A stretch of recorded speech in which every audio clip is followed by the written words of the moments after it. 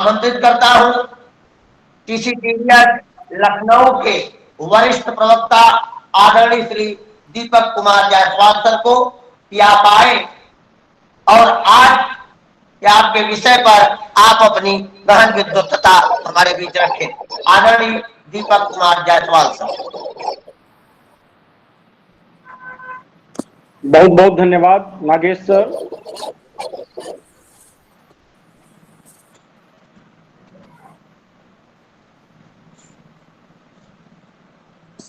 Video मेरा आ रहा है? हाँ सर। नागेश सर, वीडियो मेरा आ रहा है? आ रहा है सर, आपकी वीडियो दिखाई दे रही है। आवाज? आपकी तरफ से 2 आईडी से जुड़ा हुआ है सर। एक आईडी से आपका वीडियो आ रहा है, दूसरे से आपकी वॉइस आ रही है। जी जी जी, थोड़ा टेक्निकल प्रॉब्लम के नाते 2 चीजें जोड़ के संयुक्त प्रेजेंटेशन है सर। नहीं, बहुत बढ़िया सर। मैं इधर से आपकी पीपीटी प्रेजेंट कर रहा हूँ, आप उसे देखते हुए आप अपना प्रेजेंटेशन। जी जी सर, बस 1 मिनट।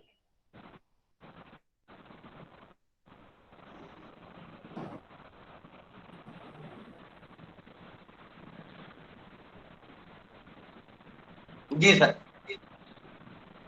धन्यवाद सर।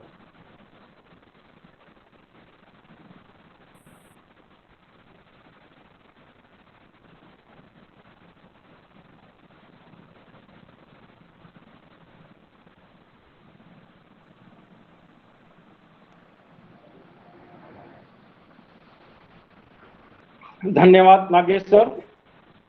संस्था society for institute of psychological research and health का मैं आभारी हूं कि आज इस कार्यक्रम में बोलने का अवसर प्रदान किया।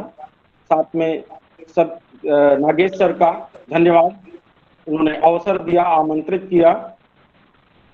सभी कार्यक्रम से जुड़े हुए सभी प्रतिभागी गणों का भी धन्यवाद कि आप सब कार्यक्रम से जुड़े हैं और बड़े तन्मयता से कार्यक्रम में अधिगम कर रहे हैं। हम लोग जो चर्चा करने वाले हैं, अर्ली इंटरवेंशन में विशेष बच्चों के संदर्भ में अभिभावकों की भूमिका।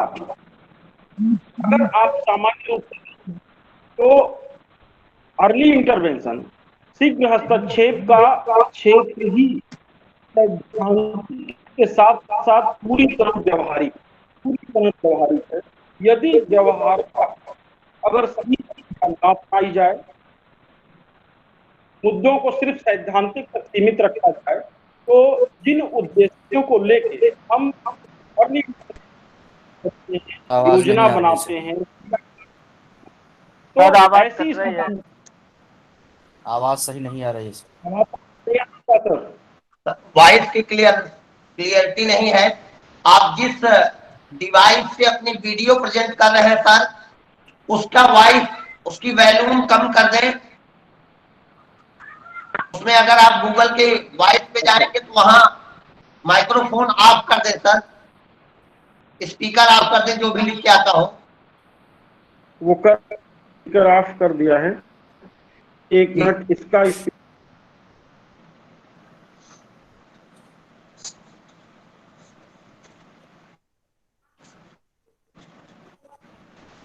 आप जिससे वीडियो कर रहे हैं उसका वॉइस कर ले सर।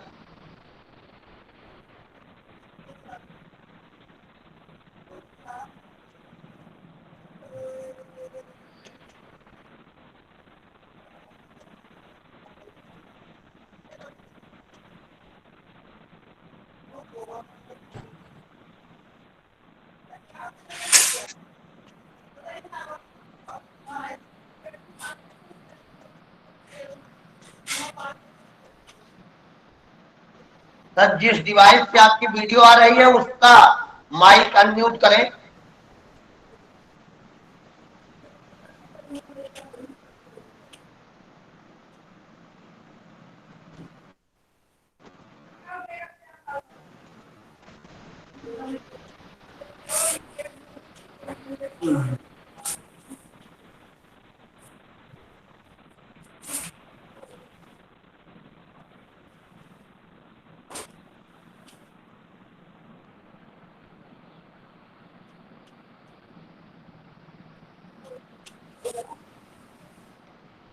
माइक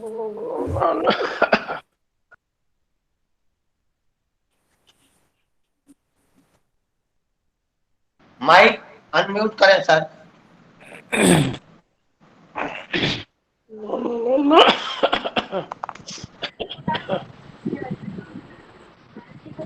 संदीप मिश्रा जी, रामलाल जी, बार बार मैं आप लोगों को म्यूट कर रहा हूं।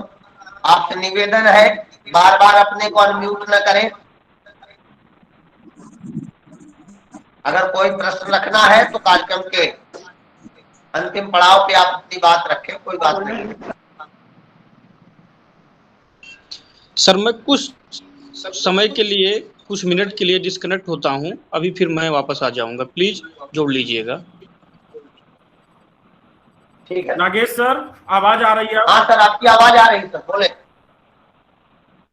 बोलिए सर, बोलिए। ठीक है, धन्यवाद।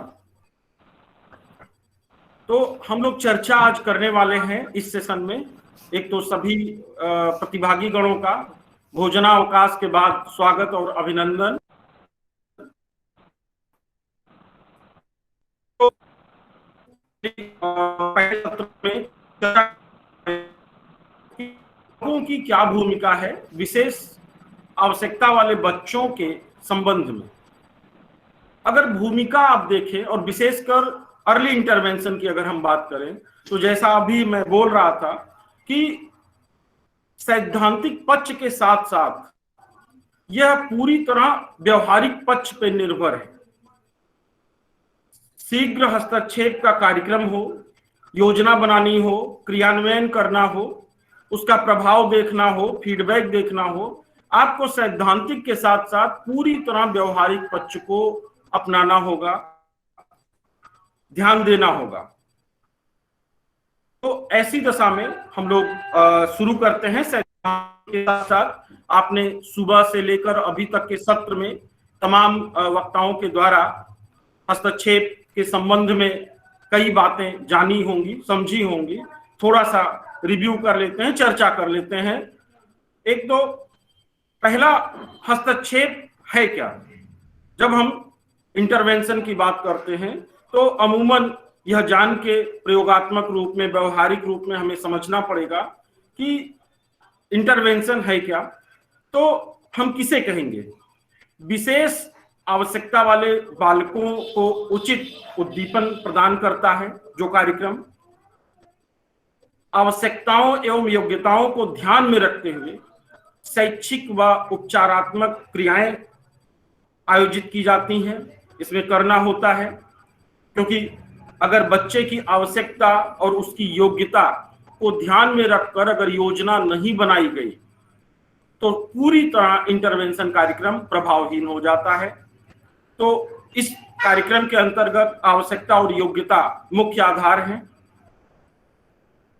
परिवार को आवश्यक समर्थन व मार्गदर्शन प्रदान करना, यह भी एक मुख्य आधार होता है इंटरवेंशन कार्यक्रम का, क्योंकि अगर परिवार को समर्थन कार्यक्रम से नहीं मिल रहा है, उचित मार्गदर्शन की योजना नहीं बन पाई है, सिर्फ थियरी सैद्धांतिक पक्ष पर ही योजना निर्भर है, तो स्वाभाविक है कि इस कार्यक्रम का प्रभाव वह अपेक्षित प्राप्त नहीं होगा जितना पुनर्वास विशेषज्ञ चाहते हैं।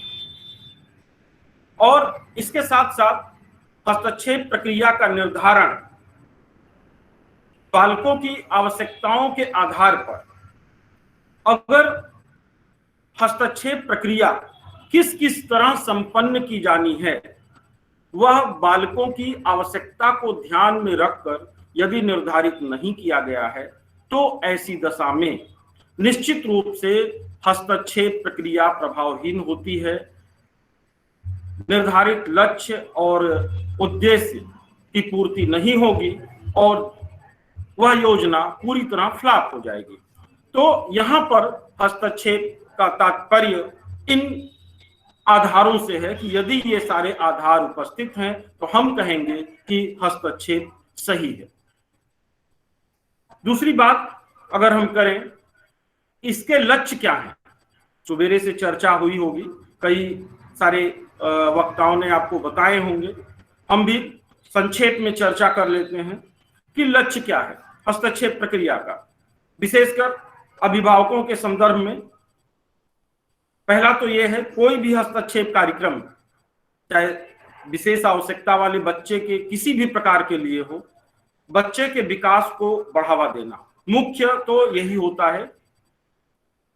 दूसरा है विकासात्मक क्रियाओं की तरफ नियमित रूप से ध्यान देकर स्थिति में सुधार लाना, क्योंकि जो भी एक्टिविटी इस क्रिया के अंतर्गत योजना बनाकर की जाती है, स्वाभाविक है कि उसका लक्ष्य होता है कि विकासात्मक जो भी एक्टिविटी हो, जो भी बच्चे के डेवलपमेंट में सहायक हो, उनको नियमित रूप से सही संपादित करा के और निर्धारित लक्ष्य की या अभीष्ट लक्ष्य की प्राप्ति की जाए।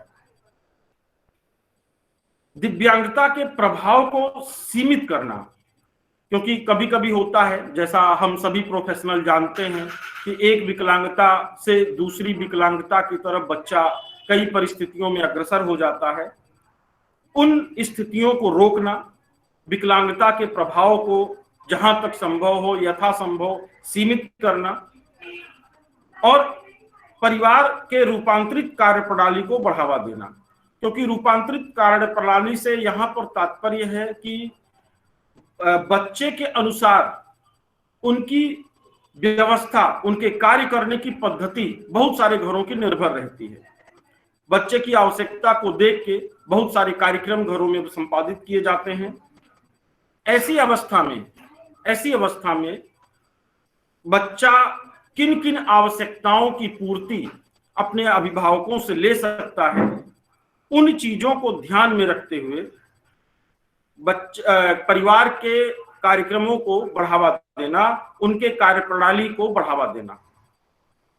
इसके साथ साथ जैसा अभी हमने चर्चा की है कि जो द्वितीयक विकलांगता है, प्राथमिक विकलांगता से जब वह बालक द्वितीयक विकलांगता की तरफ बढ़ने लगता है, बहुत सारे उसके कारण हैं, बहुत सारे आधार हैं। उन चीजों को यदि हमें रोकना है, उस पर नियंत्रण करना है, तो शीघ्र हस्तक्षेप कार्यक्रम के माध्यम से हम वह कर सकते हैं, लेकिन उसके लिए हमें उचित योजना बनानी पड़ेगी। तो यह महत्वपूर्ण लक्ष्य है कि द्वितीयक दिव्यांगता न होने देने के लिए प्रारंभिक दिव्यांगता पर नियंत्रण। इसके साथ साथ हस्तक्षेप प्रक्रिया का जो उद्देश्य है, उस उद्देश्यों में जो महत्वपूर्ण उद्देश्य हैं, कुछ बालकों के मानसिक, सामाजिक, क्रियात्मक, भाषाई और स्वयं सहायता कौशलों को विकसित करना। स्वाभाविक है कि जब हम बालकों के लिए हस्तक्षेप कार्यक्रम तैयार करते हैं, चाहे पुनर्वास विशेषज्ञ के रूप में, चाहे एक विशेष अध्यापक के रूप में, चाहे एज ए गार्जियन के रूप में, सहयोगी के रूप में, तो हमारा उद्देश्य होता है कि उन क्रियाओं के माध्यम से बच्चे में मानसिक, सामाजिक, क्रियात्मक, भाषाई और स्वयं सहायता कौशल विकसित हो सके। तो प्रमुख उद्देश्य है कि बालकों में इन सभी विकास कार्यक्रमों को बढ़ावा देना, विकसित करना। दूसरा उद्देश्य हमारा है माता पिता या अभिभावक जो भी बच्चे की देखभाल करते हैं, उन्हें तथा परिवार के सदस्यों को बालक के प्रथम और सर्वोच्च अध्यापक बनने में सहयोग करना। आप जानते हो कि जैसा हम सभी लोगों को पता है कि परिवार प्राथमिक पाठशाला है बच्चे के विकास के लिए, और माता पिता ही या अभिभावक ही प्राथमिक शिक्षक हैं। तो यदि हमें अपने शीघ्र हस्तक्षेप कार्यक्रम को प्रभावी बनाना है, तो आप निश्चित रूप से माता पिता को और परिवार को जब तक आप कैपेबल नहीं बनाएंगे, समृद्धशाली नहीं बनाएंगे, हमारा हस्तक्षेप कार्यक्रम प्रभावहीन होकर रह जाएगा। हस्तक्षेप प्रक्रिया के संदर्भ में परिवार, समुदाय तथा समाज में जागरूकता करना, क्योंकि हस्तक्षेप कार्यक्रम किसी एक परिवार में किसी एक बच्चे के लिए अपनाया जाता है योजना बनाई जाती है, लागू किया जाता है और कई सारी चरण वहां संपादित होते हैं, परंतु उसका क्या प्रभाव रहा, क्या रिटर्न आया, क्या चीजें कमजोर रह गई, क्या चीजें मजबूती से निकल के सामने आई, इन सब बातों पे समाज में अपना पक्ष रखने के लिए, समाज को एक जागरूक करने के लिए, अवेयरनेस फैलाने के लिए और हस्तक्षेप कार्यक्रम के सदुपयोग को प्रचारित करने के लिए अभिभावकों की बहुत बड़ी भूमिका होती है। तो यदि अगर हस्तक्षेप कार्यक्रम लक्ष्य और उद्देश्यों को प्राप्त करना है तो इन कार्यक्रमों से समाज, समुदाय और परिवार को जागरूक करना पड़ेगा।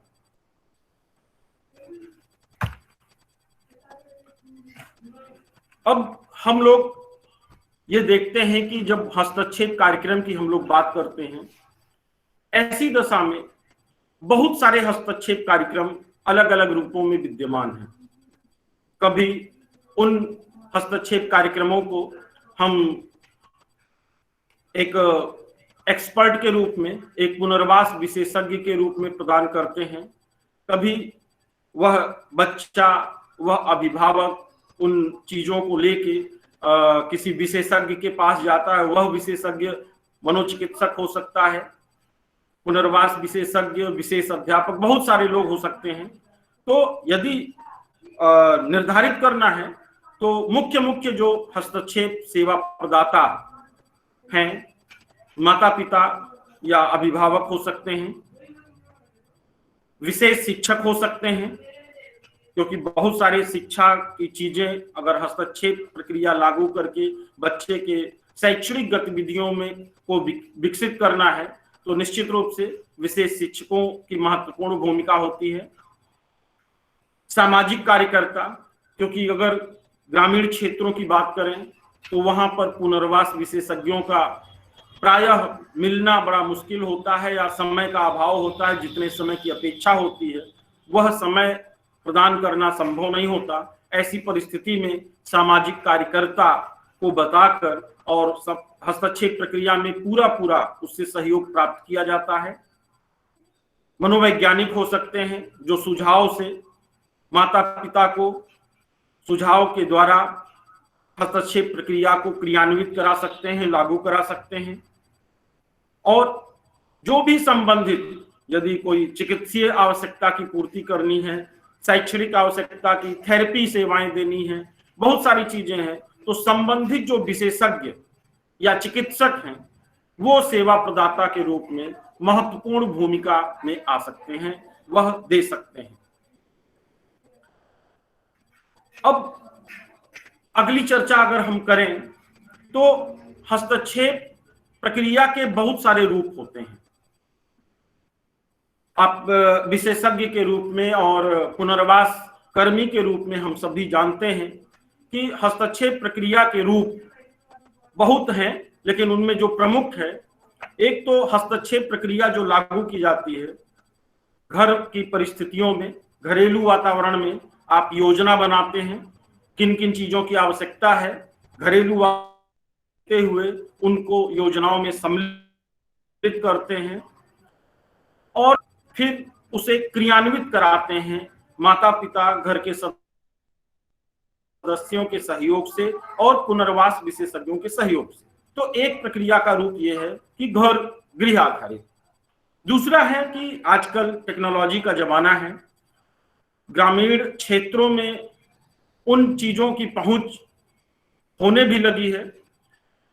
शहर में बैठ के फोन के माध्यम से, यूट्यूब के माध्यम से या बहुत सारे संपर्क माध्यमों से विशेषज्ञ अभिभावकों को सलाह दे सकते हैं, सुझाव दे सकते हैं और एक अच्छी योजना बनाकर परामर्श देके और क्रियाकलाप संपादित कराकर शीघ्र हस्तक्षेप की योजना बहुत प्रभावी पूर्ण रूप में लागू की जा सकती है। तो दूसरा रूप मेरे विचार से यह उभर के आता है कि परामर्श करके हस्तक्षेप प्रक्रिया को लागू किया जा सकता है जो प्रभावी हो सकता है। तीसरी बात अगर की जाए, तीसरा रूप देखा जाए तो कहीं पे भी गांव पे भी एक केंद्र बनाकर, सामुदायिक संसाधन केंद्र पे एक केंद्र हो सकता है, जिला मुख्यालय पे कोई केंद्र हो सकता है संबंधित, जहां विशेष आवश्यकता वाले बच्चे जो भी एरियाज के हों, अलग अलग विशेषज्ञों के द्वारा बुलाए जा सकते हैं और वहां पर हस्तक्षेप प्रक्रिया को, उनकी आवश्यकता को ध्यान में रखकर हस्तक्षेप प्रक्रिया की योजना बनाई जा सकती है और क्रियान्वित की जा सकती है।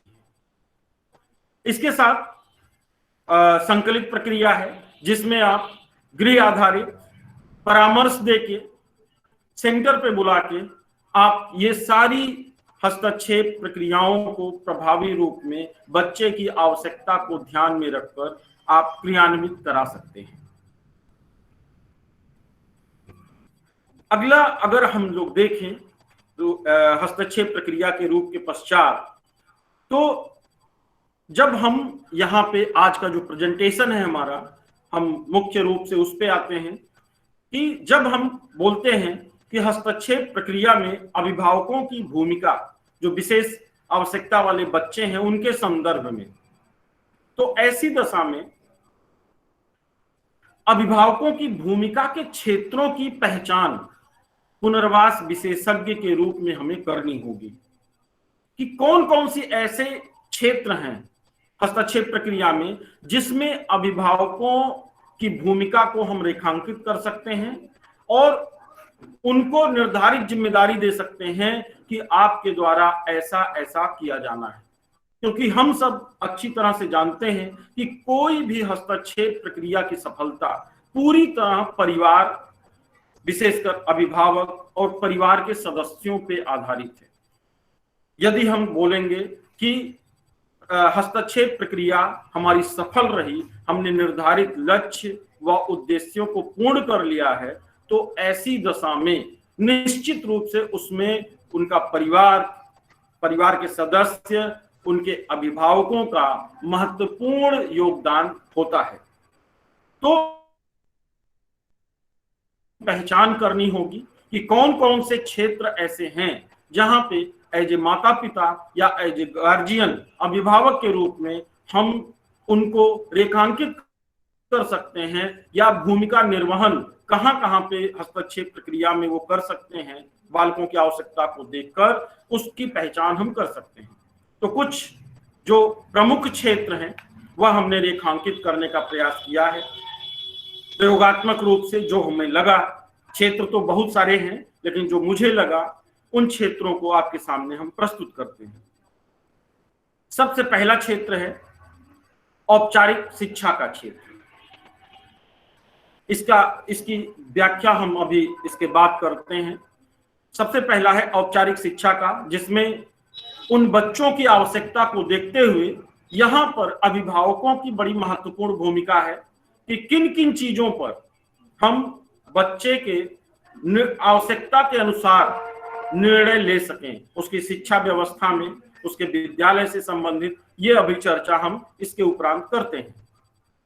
दूसरा महत्वपूर्ण क्षेत्र आता है व्यक्तिगत निर्देशन का क्षेत्र, जिसमें उस बालक के से संबंधित, उस बच्चे के संबंधित क्या क्या निर्देश दिए जाने चाहिए, क्योंकि बच्चा ज्यादातर समय अपने घर के परिवेश में रहता है और उस परिवेश में वह अपने घर के सदस्यों, अपने माता पिता के बीच में बहुत सारे निर्देशों को प्राप्त करके कार्यों को संपादित करता है। तो व्यक्तिगत निर्देशन का भी क्षेत्र है जिसमें हम अभिभावकों की भूमिका तय कर सकते हैं। तीसरा क्षेत्र है दैनिक जीवन संबंधित क्रियाकलाप का प्रशिक्षण का। यह बहुत महत्वपूर्ण क्षेत्र है।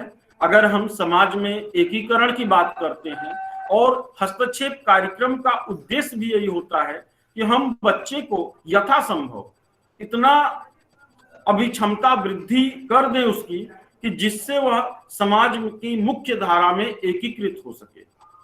तो उसके लिए अति आवश्यक है कि दैनिक जीवन संबंधित जो भी क्रियाकलाप हैं, चाहे वो घरेलू वातावरण में हो चाहे बाह्य वातावरण में हो, उसमें उसके जो प्रशिक्षण होते हैं उसकी आवश्यकता और क्षमता को देखते हुए वह प्रशिक्षण हम उसे प्रदान करें। इसमें गार्जियन या माता पिता, अभिभावक कहाँ कहाँ पे भूमिका निर्वहन कर सकता है, उसकी पहचान करके उनके भूमिकाओं को रेखांकित किया जा सकता है। चौथा है व्यक्तिगत देखभाल। यहाँ पर बहुत सारे ऐसे चीजें होती हैं घरों में कि बच्चे को या बालक को व्यक्तिगत देखभाल के लिए भी बताना पड़ता है, उसका प्रशिक्षण देना पड़ता है, उसकी आदतें डालनी पड़ती हैं, और तब वह बालक आगे चलकर स्वावलंबी बन पाता है। तो यह भी एक महत्वपूर्ण क्षेत्र है जिसमें हम माता पिता की भूमिका का निर्वहन खोज सकते हैं, रेखांकित कर सकते हैं। गतिशीलता प्रशिक्षण, जैसा कि समाज में एक अपेक्षा रहती है कि अगर 5 साल का बालक है, 4 साल का बालक है, तो किस प्रकार से उठेगा, बैठेगा, चलेगा, या उसको ओरिएंटेशन मोबिलिटी का ज्ञान होगा। इन सब चीजों में पारंगत करने के लिए, क्योंकि विशेष आवश्यकता वाले जो बच्चे होते हैं, कहीं न कहीं कभी न कभी ऐसी स्थितियां आती हैं, गतिशीलता में बाधा हो जाती है, या गतिशीलता में प्रशिक्षण के अभाव के कारण विशेष जो प्रशिक्षण दिया जाना था वह नहीं मिल पाता। उसके कारण क्षमता होते हुए भी वह जो उनका प्रस्तुतिकरण है, वह मतलब प्रेजेंटेशन है, वह सही प्रकार से नहीं हो पाता और मुख्य धारा में एकीकृत होने में वह बाधा के रूप में सामने आता है।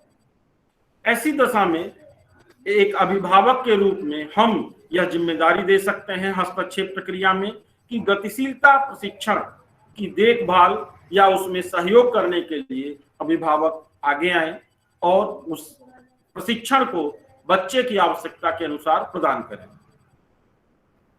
आगे है सहायक उपकरणों की आपूर्ति व रखरखाव। बहुत सारी ऐसी स्थितियां होती हैं जिसमें बच्चे को विशेष आवश्यकता वाले बच्चों को आगे करने के लिए, उनको समाज में एकीकृत करने के लिए या कक्षा में एकीकृत करने के लिए बहुत सारे सहायक उपकरणों की आवश्यकता होती है। उन सहायक उपकरणों की आपूर्ति कैसे हो, उसका रखरखाव कैसे हो, क्योंकि पुनर्वास विशेषज्ञ आपको सलाह दे सकता है, गार्जियन को आपको सुझाव दे सकता है, सहयोग कर सकता है, लेकिन उपकरणों की आपूर्ति और आपूर्ति होने के बाद उसकी सुरक्षा और रखरखाव महत्वपूर्ण जिम्मेदारी होती है अभिभावकों की, और वह अभिभावक को अपने ऊपर जिम्मेदारी लेकर निर्वहन करना होगा। अगला जो महत्वपूर्ण क्षेत्र है शिक्षण सामग्री की आपूर्ति। अगर बालक की बात करें, शैक्षणिक आवश्यकता की हम बात करें विशेष बच्चे की, तो बहुत सारे शैक्षणिक उपकरण भी होते हैं, बहुत सारे शैक्षणिक पठन लेखन तमाम सामग्रियां होती हैं जिनकी आपूर्ति विशेषज्ञ के द्वारा संभव नहीं होती। सुझाव दिए जाते हैं, जगह बताया जाता है, अवसर उपलब्ध कराए जाते हैं जिसका लाभ अभिभावक के रूप में उठाना होता है और अपने बच्चे के लिए वह उपकरण, संबंधित उपकरण उपलब्ध कराने होते हैं।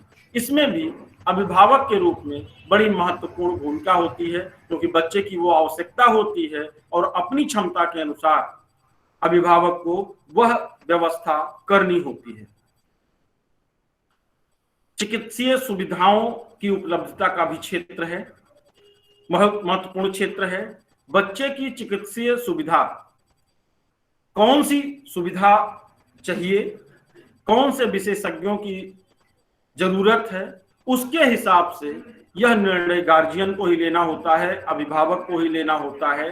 और कोई भी हस्तक्षेप कार्यक्रम जब तक चिकित्सीय सुविधाओं की उपलब्धता सुनिश्चित नहीं हो जाती विशेष आवश्यकता वाले बच्चों के संदर्भ में, तब तक और गार्जियन का पूरा सहयोग नहीं मिलता, तो पुनर्वास विशेषज्ञ की एक सीमा होती है, वह सभी बच्चों को चिकित्सीय सुविधाएं उपलब्ध नहीं करा सकता। परामर्श दे सकता है, अवसर उपलब्ध करा सकता है, लेकिन निरंतर सतत रूप से चिकित्सीय सुविधाओं की उपलब्धता की जिम्मेदारी अभिभावक की होती है।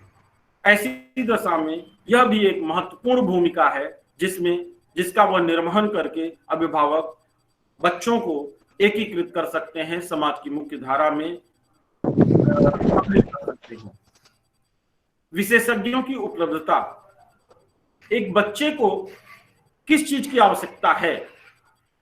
थेरेपिस्ट की आवश्यकता है, वाणी वाचन विशेषज्ञ की आवश्यकता है, श्रवण से संबंधित विशेषज्ञ की, दृष्टि से संबंधित विशेषज्ञ की, ये सारी आवश्यकता और इससे संबंधित विशेषज्ञ कहाँ मिलेंगे, उनसे संपर्क कैसे किया जाए, क्योंकि विशेषज्ञों तक जब तक सूचना अभिभावक के माध्यम से नहीं पहुंचेगी, उनकी सूचना नहीं पहुंचेगी, बच्चे के हस्तक्षेप कार्यक्रम का प्रभाव की अगर हम बात करें तो संभव नहीं है, प्रभावित नहीं हो पाएगा, कितना भी अच्छा प्रोग्राम हो। तो अगर प्रोग्राम को प्रभावी बनाना है तो निश्चित रूप से हमें बच्चे की जो चिकित्सीय आवश्यकता है या विशेषज्ञों के संबंधित आवश्यकता है, उसमें अभिभावकों को जिम्मेदारी देनी होगी, उनकी भूमिका के प्रति उन्हें जागरूक करना होगा। अब हम लोग संक्षेप में चर्चा कर लेते हैं। पहला जो हम लोगों ने चर्चा की थी, औपचारिक शिक्षा में कहां कहां पे अभिभावकों की भूमिका हस्तक्षेप कार्यक्रम में निहित है। एक तो पहला है आवश्यकता के आधार पर विद्यालय का चयन। आप जानते हो कि हस्तक्षेप प्रक्रिया में अगर बच्चे को शिक्षा की आवश्यकता है तो कौन सा विद्यालय उचित पड़ेगा। पुनर्वास विशेषज्ञ जो भी योजना बनाते हैं उसमें बच्चे के अनुकूल समेकित विद्यालय उचित होगा, विशेष विद्यालय उचित होगा, या फिर सामान्य विद्यालय में बच्चे की इतनी क्षमता है कि वो बच्चा पढ़ लेगा। अभिभावक की क्या स्थिति है, क्या वो विशेष विद्यालय तक बच्चे को पहुंचा सकता है, या उसके परिक्षेत्र में अगर समेकित विद्यालय खुले हुए हैं वहां पे बच्चा जा सकता है क्या, वहां पे इस बच्चे के अनुकूल विशेषज्ञ उपस्थित है क्या, या फिर सामान्य विद्यालय में क्या बच्चा अपनी आवश्यकता की पूर्ति सामान्य अध्यापकों के द्वारा कर सकता है क्या। इन सब बिंदुओं पर निर्णय लेने के उपरांत कौन से विद्यालय का चयन किया जाए, यह अभिभावक निर्णय कर सकते हैं। यहाँ पे बड़ी महत्वपूर्ण भूमिका है, क्योंकि अगर गलत निर्णय हुआ, बच्चे में अगर क्षमता है, अगर वो सामान्य विद्यालय में सामान्य बच्चों के साथ पढ़ सकता है तो विशेष विद्यालय में डालने की आवश्यकता नहीं है। लेकिन अगर उसकी क्षमता इतनी नहीं है कि वो सामान्य विद्यालय में अपनी विशेष आवश्यकता की पूर्ति कर सके तो उसे विशेष विद्यालय में डालना उचित होगा। यह निर्णय उसकी आवश्यकता को दृष्टिगत रखते हुए एक अभिभावक को लेना उचित होगा। यह महत्वपूर्ण भूमिका है। दूसरा है शिक्षा पद्धति का चयन। जैसा अभी कौन सी शिक्षा पद्धति उचित होगी, समेकित शिक्षा पद्धति है, हाँ इसमें बच्चा आए, या पुनर्वास विशेषज्ञ अगर बच्चा गंभीर स्थिति में है, विद्यालय या किसी शिक्षण केंद्र या सेंटर में नहीं जा सकता, तो गृह आधारित पद्धतियां अपनानी उचित होंगी क्या, या फिर विशेष विद्यालय में ही आवासीय विद्यालय में उसे 1 साल के लिए डाल दिया जाए क्या। ये सारी चीजों पर चिंतन और मनन करने का अधिकार अभिभावक को है, क्योंकि पुनर्वास विशेषज्ञ से चर्चा उपरांत अंतिम निर्णय हमेशा अभिभावक द्वारा लिया जाता है। तो ये भी एक महत्वपूर्ण क्षेत्र है जहां पे अभिभावक अपनी भूमिका निर्धारित कर सकते हैं। विद्यालय पूर्व तैयारी। अब जब बच्चा विद्यालय के योग्य होने लगता है या होगा, उसके पहले विद्यालय में प्रवेश करने के पूर्व बहुत सारी तैयारियां होती हैं जो एक अभिभावक के द्वारा बच्चे को कराई जाती है। उन तैयारियों में बहुत सारे प्रशिक्षण होते हैं, बहुत सारे सामाजिक ज्ञान होते हैं। हाँ, अलग अलग विशेष आवश्यकता वाले बच्चों को अलग अलग का प्रशिक्षण प्रदान किया जाना होता है। उनकी आवश्यकता को देखते हुए तो कौन कौन सा प्रशिक्षण उचित होगा, बच्चे की क्षमता और अक्षमता को देखते हुए कौन सी चीजें आवश्यक हैं उनके लिए योजना बनाना, विशेषज्ञों से सलाह लेना, ये सारी चीजें अभिभावकों द्वारा संपादित की जानी है। ऐसी विद्यालय पूर्व तैयारी के लिए, अच्छी योजना निर्माण के लिए एक अभिभावक अपनी भूमिकाओं को रेखांकित कर सकते हैं। अधिगम माध्यम, क्योंकि बहुत महत्वपूर्ण चीजें हैं ये, कौन से अधिगम माध्यम के द्वारा आपका बच्चा अच्छे से अधिगम करता है। बहुत सारे बच्चों को स्पर्शीय माध्यम के द्वारा ही अधिगम कराया जा सकता है। बहुत सारे ऐसे बच्चे हैं साइन लैंग्वेज की आवश्यकता पड़ती है। बहुत सारे ऐसे बच्चे हैं कि मौखिक माध्यम नहीं समझ पाते, उन्हें लिखित माध्यम चाहिए। बहुत सारे ऐसे होते हैं उन्हें मौखिक माध्यम ही समझ में आता है। तो कौन से माध्यम का चयन किया जाए और उसकी योजना विशेषज्ञ के साथ मिलकर कैसे बनाई जाए, इसमें भी अभिभावकों की महत्वपूर्ण भूमिका निर्धारित है।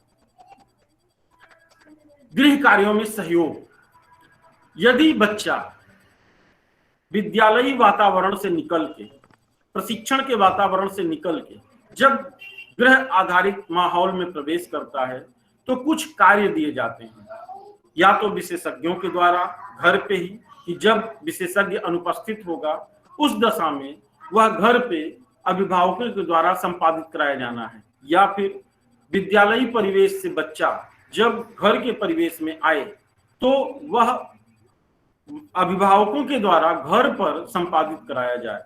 तो उन कार्यों में भी अभिभावकों की पूरी भूमिका होनी चाहिए, जिसको पुनर्वास विशेषज्ञों द्वारा रेखांकित किया जाना चाहिए। शिक्षा के संसाधनों की उपलब्धता, बहुत सारे संसाधन ऐसे हैं कि जिनके बिना हम औपचारिक शिक्षा की बात नहीं कर सकते। उन संसाधनों की उपलब्धता की जिम्मेदारी भी अभिभावकों की होती है, क्योंकि पुनर्वास विशेषज्ञ, विशेष अध्यापक या जो भी विशेषज्ञ हैं वो सुझाव दे सकते हैं, सलाह दे सकते हैं, लेकिन अगर अपने बच्चे को उसकी आवश्यकता के अनुरूप उपलब्धता सुनिश्चित करना है, विकास क्रियाकलापों को आगे बढ़ाना है, तो उसके लिए अभिभावकों को उन संसाधनों को, उपलब्धता को सुनिश्चित करना होगा। दूसरा है आपका व्यक्तिगत निर्देशन। व्यक्तिगत निर्देशन भी बच्चे के लिए अति आवश्यक है। यह भी एक महत्वपूर्ण क्षेत्र है जिसमें अभिभावकों की भूमिका शीघ्र हस्तक्षेप कार्यक्रम में सुनिश्चित की जा सकती है, जिसमें है साफ सफाई। हम सभी घर में अपने सारे लोग अभिभावक भी हैं। छोटे बच्चों को हम निर्देश देते हैं कि हाथ धो लो, मुंह धो लो, सही समय पर साफ सफाई का पूरा ध्यान रखो। उसके पॉजिटिव क्या हैं, उसके नेगेटिव क्या हैं, अगर गंदगी शरीर में होगी तो उसके नकारात्मक प्रभाव क्या होंगे। सकारात्मक अगर हम साफ सफाई रखते हैं, स्वच्छता रखते हैं, तो हमारा उसका लाभ क्या होगा, ये सारी चीजें निर्देश के माध्यम से हमें उस बच्चे को प्रदान करनी होती है। तो यहाँ पर अभिभावकों की महत्वपूर्ण भूमिका होती है कि व्यक्तिगत निर्देश के माध्यम से साफ सफाई के संबंधित निर्देश उस बच्चे को हम दें। दूसरा है पोषण एवं आहार। इसमें भी हम सभी जानते हैं एज ए गार्जियन के रूप में, पोषण और आहार, बच्चा क्या खाए, कितना खाए, इसका भी निर्धारण एक अभिभावक के रूप में हम सामान्य बच्चों के लिए भी यही क्रियाकलाप अपनाते हैं, क्योंकि बच्चे के लिए क्या हितकर है, क्या अहितकर है, इसका निर्णय अभिभावकों के द्वारा ही लिया जाता रहा है। तो विशेष आवश्यकता वाले बच्चों के लिए भी कौन सी चीजें उसके लिए उचित हैं भोजन के लिए, कौन सी अनुचित हैं, क्या खाने पर नुकसान होगा, दिक्कत हो सकती है, क्या खाने पर उसके शरीर में लाभ होगा, विकास होगा, ये सब से संबंधित निर्देश हम उस बच्चे को दे सकते हैं। यह व्यक्तिगत निर्देशन के क्षेत्र के अंतर्गत ही आएगा।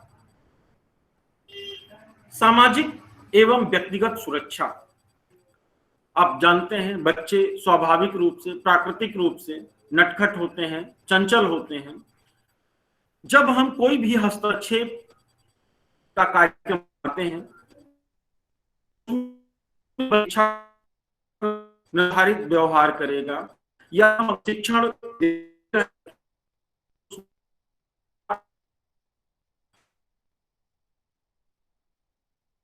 सर आपकी आवाज फंस रही है। वीडियो आप अपनी तरफ से बंद कर दें सर, डाटा सिक्योर होने लगेगा। वीडियो बंद करके करें आप।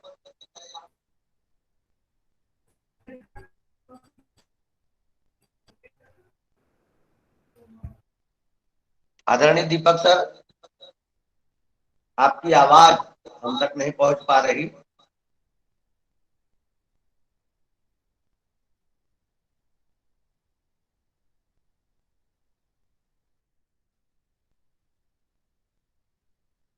दीपक सर, क्या आप हमें सुन पा रहे हैं? जी जी सर, जी सर, जी आवाज जी साफ आ जी रही सर, है? बोले। तो हम लोग चर्चा कर रहे थे उचित एवं अनुचित व्यवहारों का चयन। तो उसमें बहुत सारे बच्चे इस तरह के व्यवहार करते हैं कि आवाज क्रॉस हो रही है क्या सर? सही है सर, सही है, आप बोलिए सर। ठीक है। आवाज आ रही है, आवाज आ रही है। ओके, तो जो व्यवहार व्यक्तिगत निर्देशन का क्षेत्र है, उसमें उचित एवं अनुचित व्यवहारों का चयन। आप हम सभी जानते हैं कि बच्चे और विशेषकर विशेष आवश्यकता वाले बच्चे अलग अलग व्यवहार करते हैं, और उन व्यवहारों में बहुत सारे ऐसे व्यवहार होते हैं जो इसके हितकर नहीं होते, और उनके द्वारा वो नुकसान पहुंचाए जाते हैं। तो एक गार्जियन के रूप में हमें उन व्यवहारों को देखना होता है और व्यक्तिगत निर्देशन के माध्यम से उसका पालन कराना होता है।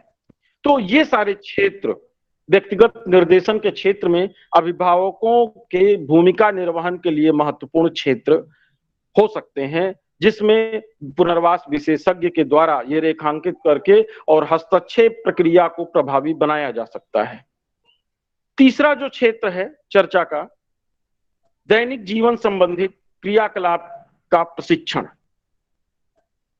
महत्वपूर्ण क्षेत्र है सभी प्रकार के विशेष आवश्यकता वाले बच्चों के लिए और उनके अभिभावकों के लिए, जिसमें दैनिक क्रियाकलाप से संबंधित शौचादि क्रियाएं हैं।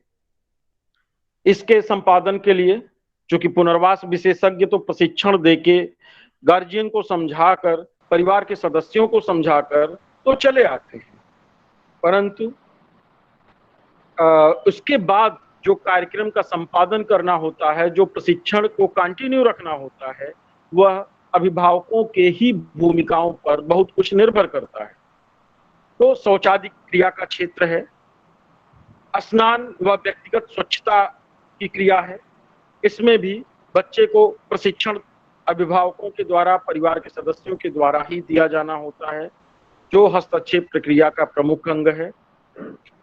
वातावरण अनुकूलन वस्त्र धारण की क्रिया, क्योंकि बच्चे घर में किस वातावरण में रहें, उसके अनुकूल वस्त्र का चयन कैसे, गर्मी में ठंडी का वस्त्र, ठंडी में गर्मी का वस्त्र संभव नहीं हो। इन सब का भी प्रशिक्षण अभिभावकों के द्वारा बच्चों को दिया जाता है, उनकी आदतों का निर्माण अभिभावकों के द्वारा किया जाता है। यह भी एक महत्वपूर्ण क्षेत्र भूमिका निभाता है।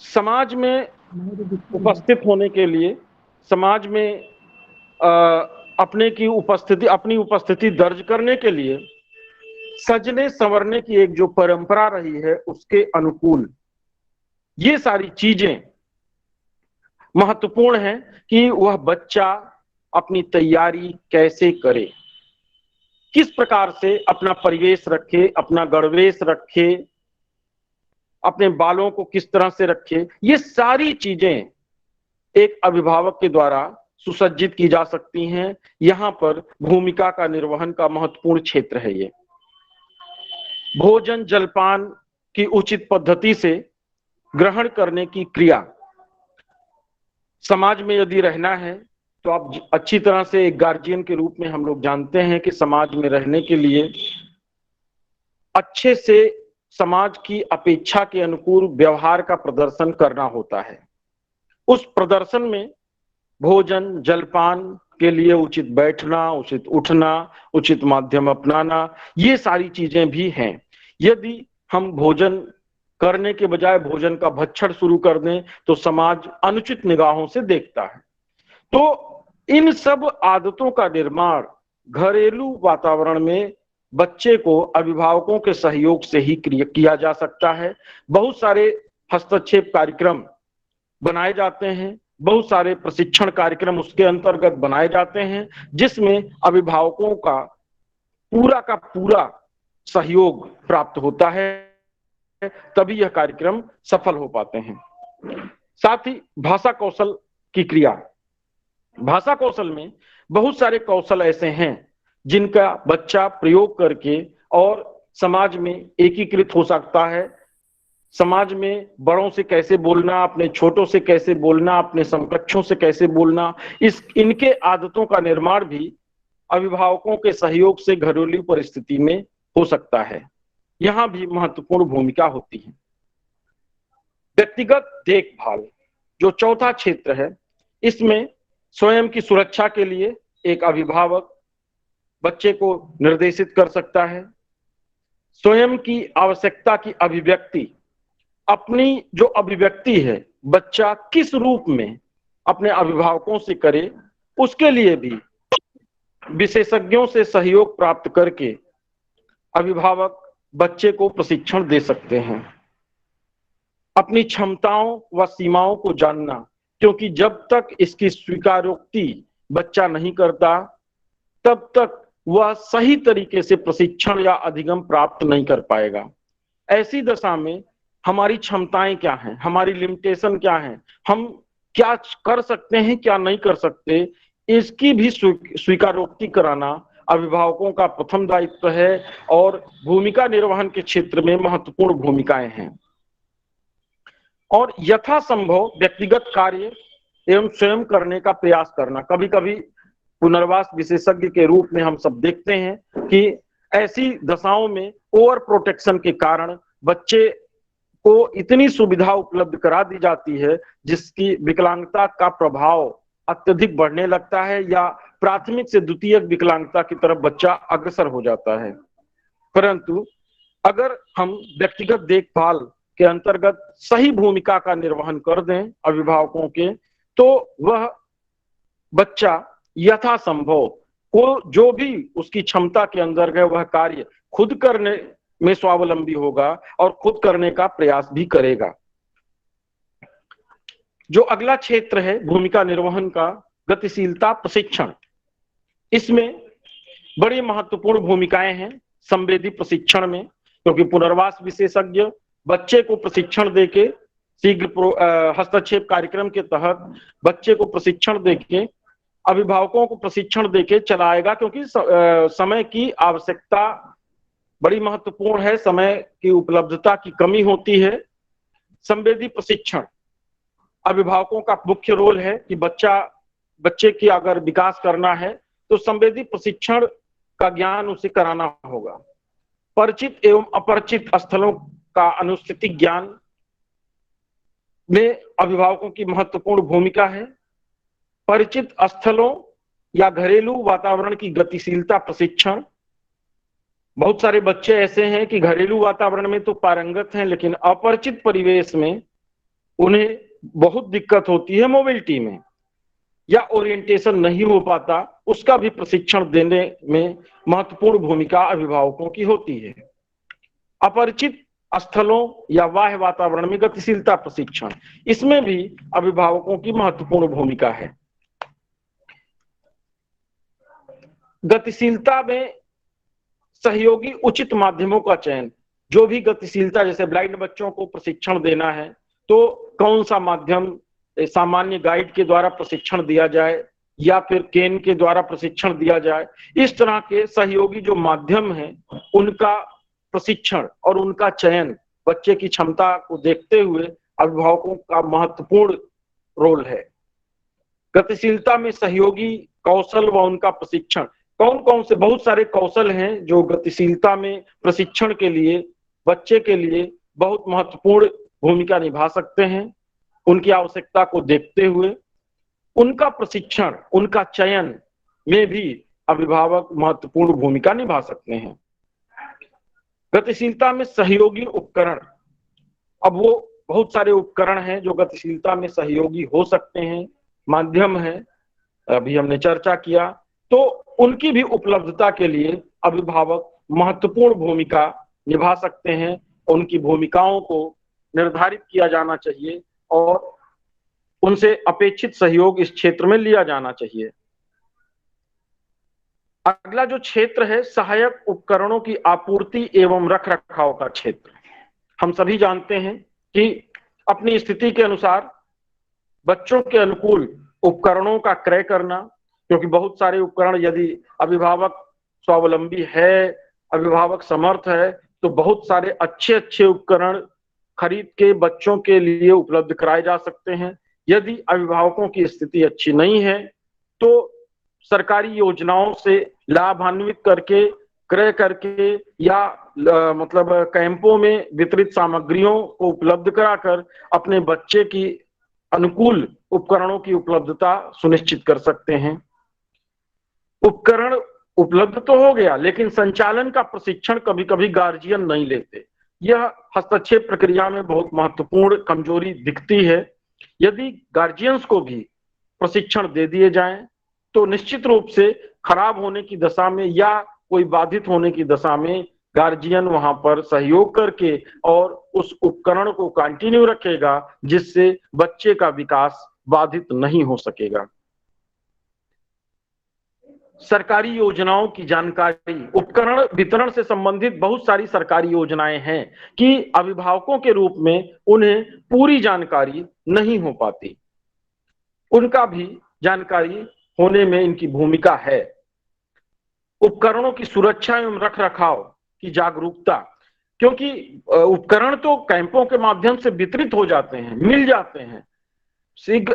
हस्तक्षेप कार्यक्रम में भी इनकी आवश्यकता को दृष्टिगत रखते हुए एक उपकरण तो घर पे लाए जा सकते हैं, लेकिन इसकी सुरक्षा और कैसे रखा जाना चाहिए सुरक्षित, इसके बारे में भी अभिभावकों को जागरूक किया जाना चाहिए और अभिभावक जागरूक होके इस कार्यक्रम में भी सही से अपनी भूमिका का निर्वहन कर सकते हैं।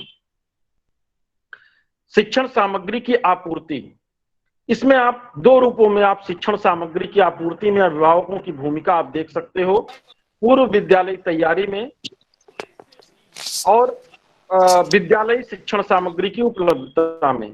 पूर्व विद्यालय तैयारी में बहुत सारी शिक्षण सामग्रियां हैं जो गार्जियन उपलब्ध कराते हैं। घरेलू वातावरण में पुनर्वास विशेषज्ञ की डिमांड होती है और अभिभावकों के द्वारा उत्पन्न कराया जाता है, जिनमें संवेदी प्रशिक्षण संबंधित सामग्रियां हैं, स्पर्शीय हैं, श्रवण इंद्रिय को बढ़ाने वाली सामग्रियां हैं, बौद्धिक सामग्रियां बहुत सारी हैं जो घरेलू वातावरण में, क्योंकि हर अभिभावक की स्थिति नहीं होती वो बाजार से क्रय करे, लेकिन घरेलू वातावरण में ज्यादा से ज्यादा सामग्रियां उपलब्ध करा सकें, इसमें भी इनकी महत्वपूर्ण भूमिका होती है।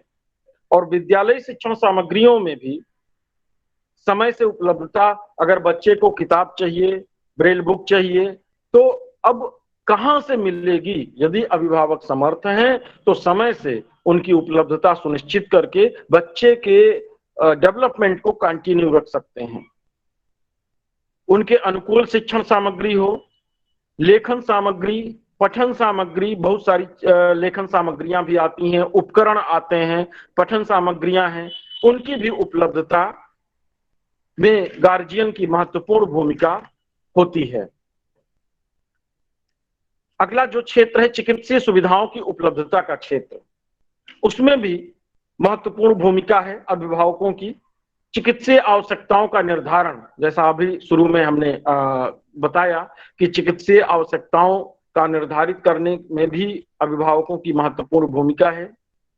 आकलन में बिना अभिभावकों के सहयोग के, बिना इनकी भूमिका के निर्वहन के आकलन की प्रक्रिया पूरी ही नहीं हो सकती। जांच तथा प्रशिक्षण, क्योंकि जहां भी रिफर होंगे, जहां भी जांच कराएंगे, क्योंकि ये सब हस्तक्षेप प्रक्रिया अंतर्गत ये सारे प्रक्रियाएं सम्मिलित होती हैं, इसमें पूरा अभिभावकों का योगदान होता है और बिना इनके सहयोग के, बिना इनकी भूमिका के हस्तक्षेप प्रक्रिया पूरी नहीं की जा सकती। परिस्थिति को दृष्टिगत रखते हुए चिकित्सीय सुविधाओं की उपलब्धता में भी अभिभावकों की पूरी भूमिका होती है। विशेषज्ञों की उपलब्धता, जिसमें शैक्षणिक प्रशिक्षण विशेषज्ञ, कब बच्चे के लिए शैक्षिक विशेषज्ञ की आवश्यकता है, कब प्रशिक्षण की आवश्यकता है, पुनर्वास विशेषज्ञ से चर्चा करके इनकी उपलब्धता का प्रयास भी अभिभावकों द्वारा किया जाना होता है। चिकित्सीय विशेषज्ञ, कब बच्चा और गार्जियन चिकित्सीय विशेषज्ञ के पास जाएंगे, कब वो बच्चे के पास आएंगे, इसका भी ध्यान अभिभावकों को रखना होता है। पुनर्वास विशेषज्ञ, कब इस बच्चे को पुनर्वास विशेषज्ञ के पास लेके जाना है, कब सिर्फ सलाह लेनी है, कब पुनर्वास विशेषज्ञ को बच्चे के पास लाना है, इन सब स्थितियों में भी अभिभावक की अति महत्वपूर्ण भूमिका होती है। परीक्षण के समय अनुकूल वातावरण का सृजन, जब बच्चे का परीक्षण, मूल्यांकन या आकलन हो रहा होता है, विशेषकर घरेलू वातावरण में, तो अभिभावकों की वातावरण सृजन में अति महत्वपूर्ण भूमिका होती है। अगर वातावरण का सृजन ना हो तो सही आकलन नहीं हो पाएगा, सही हस्तक्षेप कार्यक्रम का योजना बनी नहीं पाएगी। तो ऐसी स्थिति में अनुकूल वातावरण सृजन में भी अभिभावकों की महत्वपूर्ण भूमिका होती है। सुझावों, निर्देशों को सुनना, समझना व उसके अनुसार कार्य करना।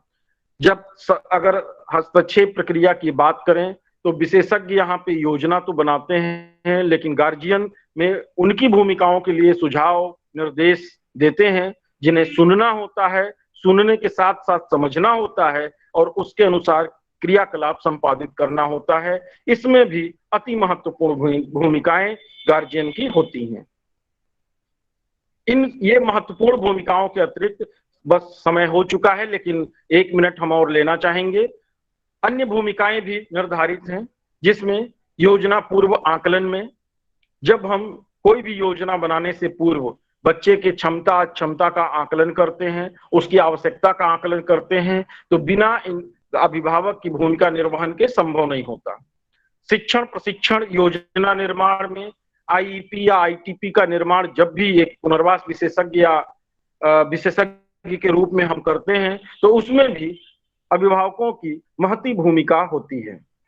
दिव्यांगता के चिन्हीकरण में, आइडेंटिफिकेशन में भी विशेष भूमिका होती है कि बिना इनके सहयोग के हम सूचना एकत्र नहीं कर सकते, और अगर सूचना का एकत्रीकरण नहीं होगा, विश्लेषण नहीं होगा और भूमिका अभिभावकों की अगर नहीं है, तो सही कार्यक्रम का निर्माण नहीं हो पाएगा।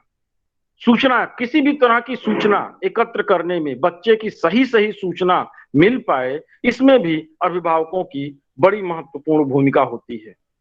संवेदनशीलता के प्रचार प्रसार में, इसके लिए जो भी संवेदनशीलता की बातें करते हैं, अवेयरनेस की बातें हम लोग करते हैं, उसके प्रचार प्रसार में भी अभिभावक जब खुद अपनी बात दूसरों से कहता है तो विश्वसनीयता बढ़ती है और प्रचार प्रसार वास्तव में आवश्यकता के अनुसार होता है। और सकारात्मक दृष्टिकोण में वृद्धि, समाज में, समुदाय में निश्चित रूप से जब अभिभावक अपनी बात दूसरों से शेयर करते हैं, हस्तक्षेप कार्यक्रम की बात करते हैं, उसके लाभ की बात करते हैं, तो सकारात्मक दृष्टिकोण का निर्माण होता है और लोगों को यह भरोसा होता है कि विशेष आवश्यकता वाले बच्चे भी समाज में कुछ करने की क्षमता रखते हैं। अंततः क्योंकि समय हो चुका है, 2 मिनट हमने अधिक ले लिया है, हम इतना ही कहना चाहेंगे अंत में, हस्तक्षेप प्रक्रिया में विशेष बालकों के संदर्भ में अभिभावकों की भूमिका प्रत्येक उस क्षेत्र में निहित है जो विशेष बालकों तथा उनके वातावरण से संबंधित है। इसी के साथ हमें संस्थान के निदेशक आभार व्यक्त कार्यक्रम में आमंत्रित किया। नागेश सर का बहुत बहुत आभार, बोलने का अवसर प्रदान किया। सभी प्रतिभागियों का, इन्होंने धैर्य पूर्वक हमारी बातों को सुना, और पुनः आप सभी का आभार प्रकट करते हुए, धन्यवाद ज्ञापित करते हुए अपनी वाणी को मैं समाप्त करता हूं। धन्यवाद सर। बहुत बहुत धन्यवाद सर। आपने धरातलीय ज्ञान से और व्यवहारिक पक्ष को हमारे बीच रखते हुए न केवल ज्ञानार्जन किया, अपितु उस ज्ञान बोध को हमारे शैक्षणिक क्रियाकलापों से जोड़कर भी हमें समझाया। आपका बहुत बहुत धन्यवाद। संस्था SIPRH आपकी सदैव ऋणी रहेगी सर। आपका बहुत बहुत धन्यवाद। संपूर्ण संस्था परिवार की तरफ से आपका धन्यवाद। अब हम लोग आज के इस दूसरे पहर में अपने दूसरे वक्ता आदरणीय श्री विकास मिश्र सर को सुनेंगे। आपका समय 3 से 4 बजे तक है। विकास सर को 4 से 5 बजे जगह और बोलना है, इसलिए 3:50 तक सर हमारे बीच होंगे। आदरणीय विकास मिश्र सर CRP लखनऊ में ओरिएंटेशन एंड मोबिलिटी इंस्ट्रक्टर के पद पर अपनी सेवाएं दे रहे हैं। इससे पूर्व आप दिव्यांगजनों हेतु, विशेषकर दृष्टि दिव्यांगजनों हेतु राष्ट्रीय स्तर पर स्थापित संस्था NIDH बदला स्वरूप NIDPVD देहरादून में अपनी सेवाएं दिए हैं। कर्तव्यता की प्रतिमूर्ति है। पूरे दिन कर्तव्यता हेतु सदा लगे रहते हैं, लगनशील है, और आपका अनुभव विशेष शिक्षा और विशेष आवश्यकता वाले दृष्टि दिव्यांग बालक बालिकाओं के उन्नयन में बहुत ही महत्वपूर्ण भूमिका निभाती है। मैं आप सभी को एक लाइव में और सर का परिचय बताते हुए ज्यादा समय नहीं लेकर के मैं सर को आमंत्रित करूंगा। पूरे भारत में सबसे अधिक UDID व्यक्तिगत स्तर पे बनाने का रिकॉर्ड अगर किसी ने कायम किया है तो आदरणीय श्री विकास मिश्र जी ने किया है। आप CRP लखनऊ में रहते हुए UDID बनाने का सबसे अधिक प्रयास उठाया आपने। सबसे अधिक UDID बनाने का आपको श्रेय जाता है। ऐसी प्रतिमूर्ति को मैं आमंत्रित करता हूं कि आप आए और आज के विषय पर अपने विषयानुकूल अपने विचार प्रस्तुत करें। आदरणीय विकास मिश्र सर। नागेश सर, आपसे एक बात करनी थी। Hello hello. Roshan Kumar sir. हाँ जी सर, ये जैसे फीडबैक का फॉर्म बार बार आता है और अटेंडेंस का ये काफी डिस्टर्ब करता है ट्रेनिंग के दौरान। अगर लास्ट में एक ही बार ले लिया जाए तो ठीक नहीं रहेगा? रोशन सर, आपका सुझाव बहुत अच्छा है। आपसे निवेदन है सेशन को चलने दें, शाम के समय विचार दीजिएगा। धन्यवाद रोशन सर। ठीक है सर, ओके सर। आदरणीय सर। नमस्कार सर। बहुत बहुत धन्यवाद आपका कि आज आपने और SIPRH अमरोहा ने मुझे इस CRE प्रोग्राम में अपनी बात रखने का अवसर दिया। मैं धन्यवाद कहूँगा SIPRH अमरोहा के डायरेक्टर नशीम अहमद सर का, नागेश सर का। आप दोनों का बहुत बहुत धन्यवाद। सर ने मेरे परिचय में काफ़ी कुछ बता दिया। मैं अभी इस परिचय के लायक नहीं हूँ। अभी बहुत कुछ करना है समाज में। मेरा जो टॉपिक है वो है रोल ऑफ टीचर को लेकर। Role of teacher in WSN। तो PPT आपको मिल गई हो तो प्लीज आप वहीं से शेयर कर दें, क्योंकि अगर मैं PPT शेयर करूंगा और किसी ने कुछ भी शेयर किया तो PPT हट जाती है। तो नागेश सर प्लीज अगर आप वहां से PPT शेयर कर सकते हैं। जी मैं कर रहा हूं सर, मैं शेयर कर रहा हूं आपकी PPT। सर, हम सभी लोग, जितने भी लोग आज इस CRE में जुड़े हुए हैं, मुझे लगता है कि हम सभी लोग कहीं ना कहीं किसी न किसी स्तर पर शिक्षण कार्य कर रहे होंगे, शिक्षा दे रहे होंगे। और मेरा जो आज का टॉपिक है वो role of teacher in context of CWSN को लेकर है। और जैसा कि हम सभी जानते हैं कि जब हम सब लोग टीचर हैं तो हमें अपनी भूमिका के बारे में भी बखूबी पता होगा। हमें ये पता होगा कि हमारी भूमिका CWSN के लिए, जिसे हम चिल्ड्रन विद स्पेशल नीड बोलते हैं, CWSN के लिए हमारी भूमिका क्या है। एक टीचर जो स्वयं एक क्रिएटर, एक निर्माता है, और टीचर ही छात्रों का निर्माण करता है जो कि हमारे देश का भविष्य है। और जो हमारे CWSN छात्र हैं, जो चिल्ड्रन विद स्पेशल नीड है, वो भी हमारे देश की प्रगति में कहीं ना कहीं भागीदार हैं। तो इसलिए हम टीचर जो कि स्पेशल एजुकेशन से, जो कि इंक्लूसिव एजुकेशन में कार्य कर रहे हैं, जहां कहीं भी शिक्षा से जुड़े हुए हैं, हमारा ये कर्तव्य बनता है कि हम अपने बच्चों को इस तरीके की शिक्षा दें कि हमारा बच्चा उस हमारे देश की प्रगति में अपनी भागीदारी दे सके। सर अगली स्लाइड पे आ जाएंगे। सबसे पहले मैंने अपनी अगली स्लाइड में बताया हुआ है कि हु इज द टीचर, क्योंकि अगर हम रोल ऑफ टीचर की बात करते हैं तो आवश्यक यह होता है कि टीचर है क्या। तो मैंने इस स्लाइड में बताया हुआ है कि अ टीचर, जिसे हम लोग स्कूल टीचर के नाम से भी जानते हैं और फॉर्मली जिसे एजुकेटर के नाम से भी जाना जाता है, is a person who helps student to acquire knowledge, competence और वर्च्यू। इस एक पैरा से आपको समझ में आ गया होगा कि टीचर है क्या।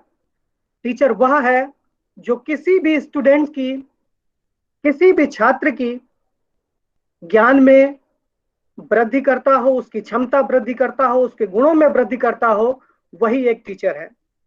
लेकिन आज के कॉन्टेक्स्ट में, वर्तमान समय में, टीचर का थोड़ा जो कहते हैं ना कि गुणों में वृद्धि करता हो, नॉलेज में वृद्धि करता हो, या उसकी क्षमता में वृद्धि करता हो। लेकिन आजकल आप सभी टीचर हैं इसलिए प्लीज बुरा मत मानिएगा, क्योंकि आजकल हम लोगों ने क्या किया है कि हम लोग जो टीचर हैं वो ज्ञान में, गुणों में और क्षमता में वृद्धि करना पीछे हो गया है। और आज चाहे वो सरकारी स्तर पे टीचर हो, चाहे वो प्राइवेट स्तर पे हो, खास तौर पे जो सरकारी स्तर पे टीचर हैं उनको इतने सारे काम दे दिए गए हैं कि वो जो गुणों में वृद्धि करना है, जो ज्ञान में वृद्धि करना है, वो कहीं ना कहीं पीछे हट गया है, पीछे रह गया है और दूसरे काम आगे आ गए हैं। दूसरी चीज ये है कि हम लोग विषयिक जो जैसे हमें, अगर मैं मैथ का टीचर हूं तो क्या हुआ है कि मैंने मैथ पढ़ाने पे ही जोर दे दिया है। अगर मैं इंग्लिश का टीचर हूं तो मैंने इंग्लिश में ही जोर देना शुरू कर दिया है। ओवरऑल जो हमारे CWSN बच्चे हैं, चिल्ड्रन विद स्पेशल नीड हैं, उनकी पर्सनालिटी में जो ग्रोथ करना चाहिए, जो वृद्धि करना चाहिए, उसको ओवरऑल उसमें जो डेवलपमेंट करना चाहिए, उसमें थोड़ा बहुत अभी हमें करना और ज्यादा करना होगा। थोड़ा बहुत हम लोग अभी पीछे हैं। नागेश सर प्लीज, स्लाइड मेरी चली गई है। तो टीचर का अर्थ हो गया कि किसी भी छात्र के ज्ञान में वृद्धि करना, उसके गुणों में वृद्धि करना, उसकी क्षमता में वृद्धि करना और उसे एक लायक इंसान बनाना। दूसरा, नेक्स्ट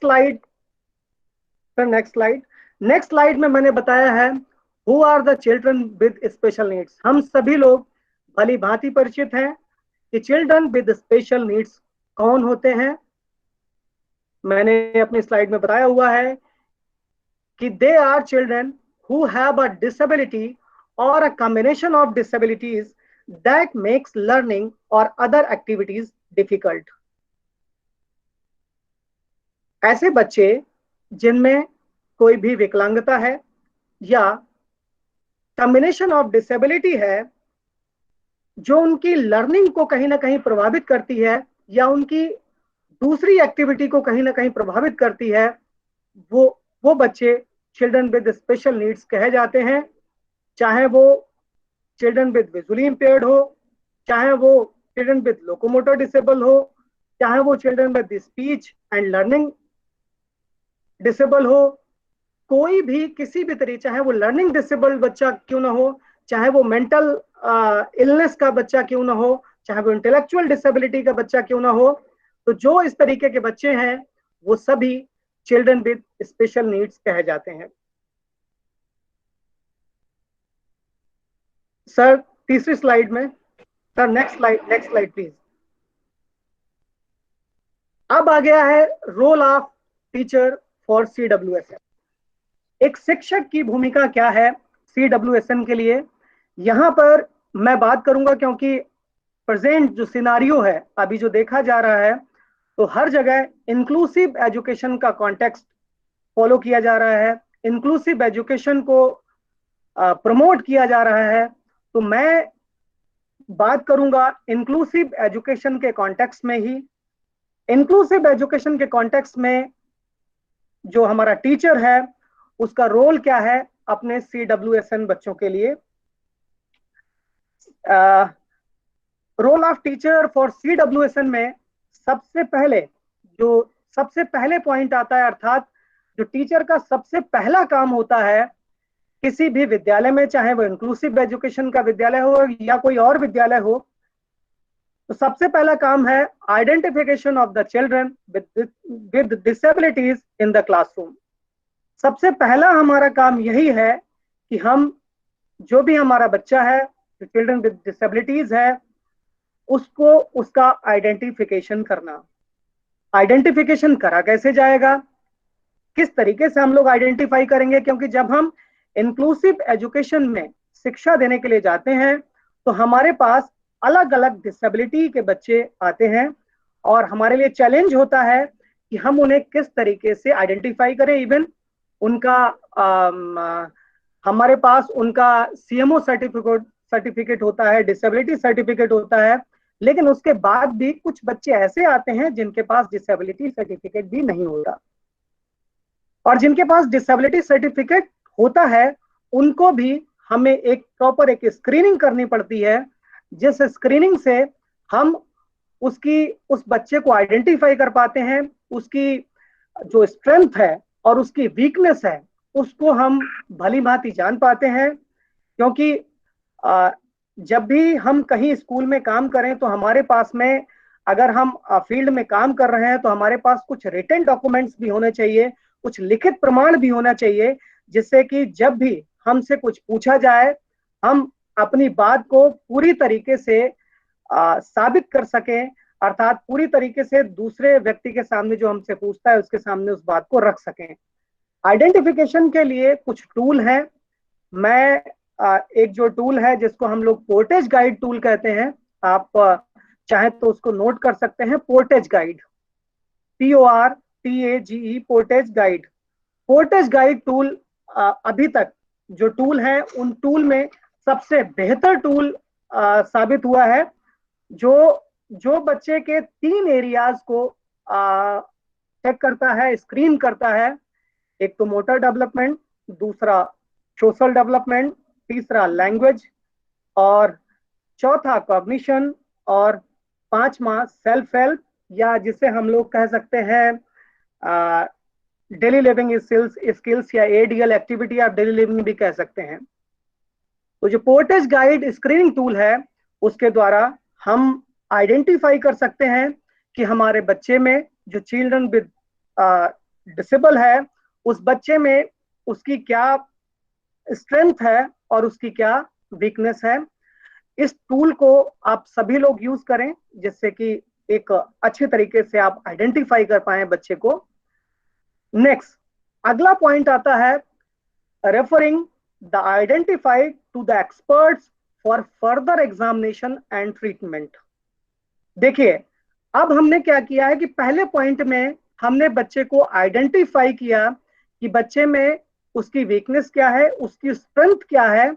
उस वीकनेस और उस स्ट्रेंथ को देखते हुए अब क्या करना है कि हमें रिफर करना है अपने बच्चे को आइडेंटिफिकेशन करने के बाद एक्सपर्ट के पास में। मान लिया हमारा एक मुझे बच्चा मिला और उस बच्चे में मैंने चेक किया, उसको आइडेंटिफिकेशन किया, तो उसमें मोटर डेवलपमेंट का प्रॉब्लम है।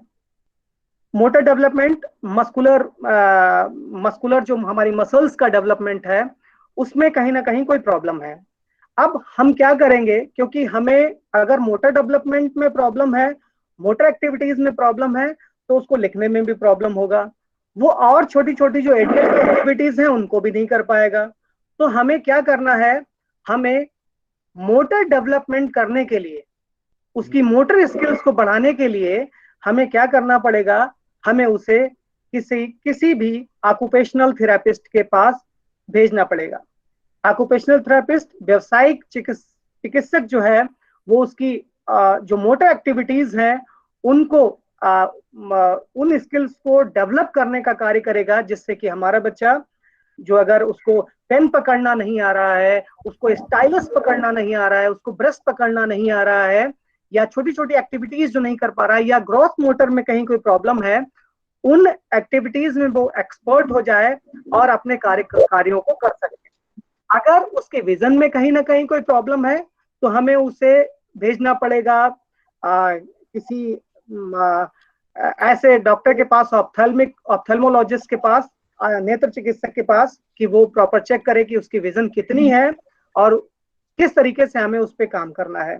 अगर स्पीच एंड हियरिंग का कोई प्रॉब्लम है तो स्पीच एंड हियरिंग के पास भेजना पड़ेगा। अर्थात आइडेंटिफिकेशन जो हमारा पहला जो पॉइंट है, वो हमें ये बताता है कि हमें उस बच्चे की जो वीकनेस है उसके लिए उनको स्ट्रेंथ में कन्वर्ट करने के लिए हमें उस बच्चे को किस एक्सपर्ट के पास भेजना है और किस तरीके से उस बच्चे का उपचार होगा।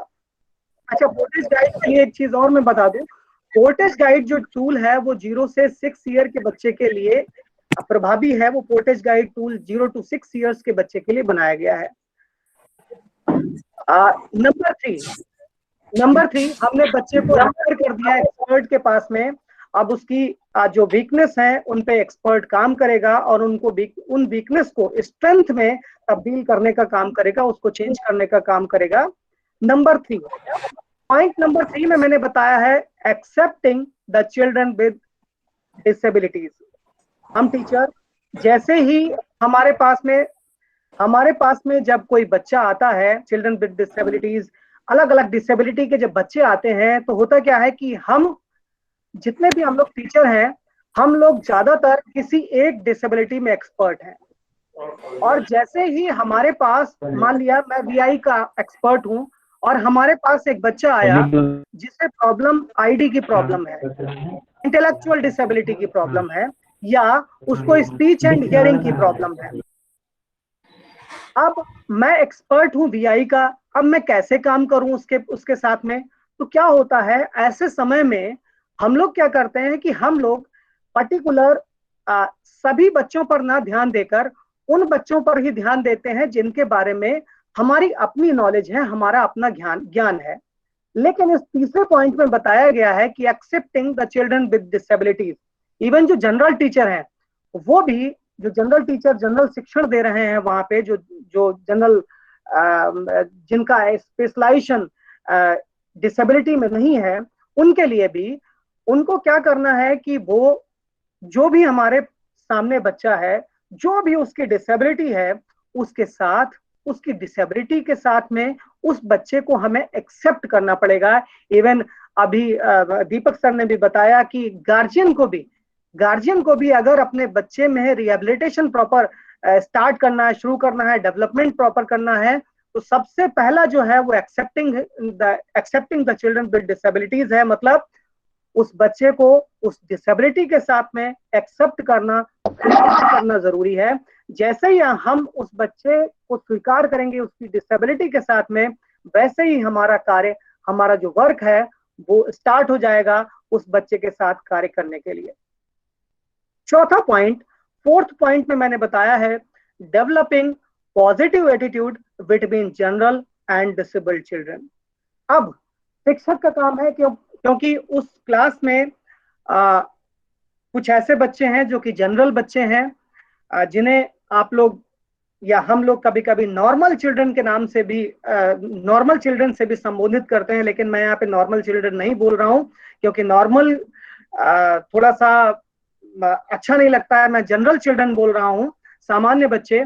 उन सामान्य बच्चों के साथ में हमारे जो CWSN, children with special needs वाले बच्चे हैं, क्योंकि चिल्ड्रन विद स्पेशल नीड्स के जो बच्चे हैं उनकी डिसेबिलिटी के आधार पे वो अलग अलग तरीके से व्यवहार करते हैं। मान लिया एक ऐसा बच्चा है जो हाइपर एक्टिव है, एक ऐसा बच्चा है जो ऑटिज्म वाला बच्चा है, एक लर्निंग डिसेबल बच्चा है, तो क्या है उनके बिहेवियर डिफरेंट होते हैं। तो हमारे जो जनरल चिल्ड्रन हैं, उन जनरल चिल्ड्रन में जो सामान्य बच्चे हैं उनमें और जो हमारे स्पेशल बच्चे हैं उनमें आपस में एक पॉजिटिव एटीट्यूड क्रिएट हो, जिससे कि जो जनरल चिल्ड्रन है वो डिसेबल चिल्ड्रन के प्रति एक अच्छा एटीट्यूड रखें, पॉजिटिव एटीट्यूड रखें, उनके डेवलपमेंट में भागीदार बने, उनको साथ में खिलाएं, उनके साथ बात करें, उनके साथ उनकी जो छोटी छोटी जो नीड्स हैं उनको जैसे साथ में कहीं ले जाना है, उनके साथ छोटे छोटे खेल खेलने हैं, उनके साथ कुछ उनकी राइटिंग स्किल में हेल्प करना है। तो इस तरीके से एक पॉजिटिव एटीट्यूड बने, जिससे कि दोनों तरीके के बच्चे आपस में एक दूसरे को समझ पाए और कि क्लास का एक माहौल जो है वो पॉजिटिव बन पाए। क्योंकि कहीं ना कहीं जो हमारे CWSN है, उन CWSN की एजुकेशन में पीयर ग्रुप का भी बहुत इंपॉर्टेंट रोल होता है। क्योंकि जब टीचर कुछ स्किल्स को जो सिखाता है तो कहीं ना कहीं पीयर ग्रुप जो जनरल चिल्ड्रन है वो भी इन्वॉल्व होते हैं, वो भी उस स्किल में जो टीचर सिखाना चाहता है उसमें बच्चों को पारंगत करने में कहीं ना कहीं सहभागिता देते हैं। तो इन दोनों का एक दूसरे के साथ में एक पॉजिटिव एटीट्यूड क्रिएट करना बहुत जरूरी है, एक सकारात्मक अभिवृत्ति क्रिएट हो, जिससे कि दोनों एक दूसरे को समझ पाए, दोनों एक दूसरे के बारे में जान पाए, दोनों एक दूसरे की परेशानियों में, एक दूसरे की समस्याओं में, उनकी समस्याओं के निराकरण में भागीदारी दें। तो इससे एक क्लास का माहौल जो है टीचर के लिए बहुत अच्छा हो जाता है। नेक्स्ट पॉइंट में मैंने बताया है कि placing the children in the classroom in proper places so that they feel comfortable and are benefited by the classroom interaction। आप जिसे क्लासरूम मैनेजमेंट भी बोल सकते हैं, लेकिन मैंने यहाँ पे उसको थोड़ा सा ब्रीफ किया है। Placing the children in the classroom in proper places मतलब जो भी हमारे चिल्ड्रन विद स्पेशल नीड है, उन चिल्ड्रन विद स्पेशल नीड को एक ऐसे स्थान पे बिठाना, एक उनके लिए प्लेस एक ऐसा निर्धारित करना जहां पे वो अपने आप को कंफर्टेबल महसूस करें, आराम महसूस करें, वहां पर उनको बिठाना, वहां पर उनको उनका स्थान सुनिश्चित करना आवश्यक होगा। क्योंकि जैसे कि मान लिया एक लो विजन चिल्ड्रन है, एक लो विजन बच्चा है, तो हमें लो विजन चिल्ड्रन के लिए प्रकाश का इस्तेमाल करना होगा, मतलब जहां पर उपयुक्त तो प्रकाश हो वहां पे बिठाना होगा। तो हमें क्या करना है कि हमें जो हमारा लो विजन चिल्ड्रन है उसको खिड़की के पास बिठाना होगा और ऐसी जगह पे बिठाना होगा जहां पे उसको ब्लैक बोर्ड या प्रॉपर रोशनी हो, जहां पे प्रॉपर लाइट हो, खिड़की ना हो तो प्रॉपर बल्ब जहां पे लाइट प्रॉपर लगे और जहां से जो व्हाइट बोर्ड है वो क्लियर दिखाई दे, ऐसी जगह पे बिठाना होगा।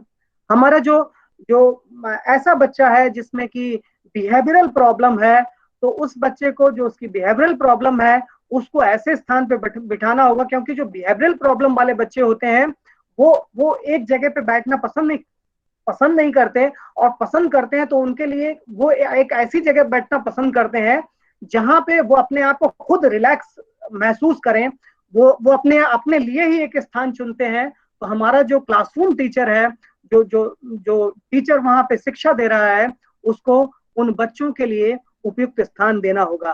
तो मैं तो यही कहूंगा कि कोशिश करें कि स्पेशल चिल्ड्रन को एक साथ ना बिठा के थोड़ा सा स्कैटर्ड रखें और बीच बीच में हमारे जनरल चाइल्ड बैठे हों, एक बच्चा स्पेशल, फिर दो जनरल, फिर स्पेशल, जिससे कि उनका जो बिहेवियरल प्रॉब्लम है या उनकी जो डिफिकल्टी है, उस डिफिकल्टी में हमारे जो जनरल बच्चे हैं वो कहीं ना कहीं उनकी हेल्प कर सकें।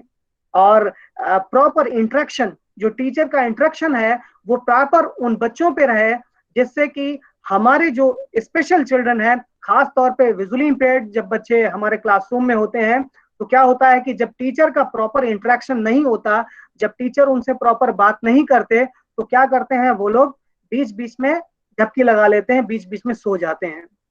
तो कभी कभी ऐसा होता है कि बच्चों का अगर उनसे प्रॉपर इंटरेक्शन ना करें तो ऐसी चीजें होती हैं। तो जरूरी है कि सबसे पहले बच्चे को एक उपयुक्त स्थान दें जहां पे वो कंफर्टेबल महसूस करे, और जहां पे क्लासरूम का इंटरेक्शन प्रॉपर हो सके और साथ साथ में टीचर का इंटरेक्शन प्रॉपर हो सके, इस स्थिति में बच्चे को बिठाना जरूरी है, आवश्यक है। Sir next slide. Nagesh sir next slide. Number 6, removing architectural barriers wherever possible so that children with disabilities move independently. हम बात कर रहे हैं एक्सेसिबल इंडिया की, हम बात कर रहे हैं बैरियर फ्री इन्वायरमेंट की। मेरे इस पॉइंट में बताया गया है कि removing architectural barriers wherever possible so that children with disabilities move independently.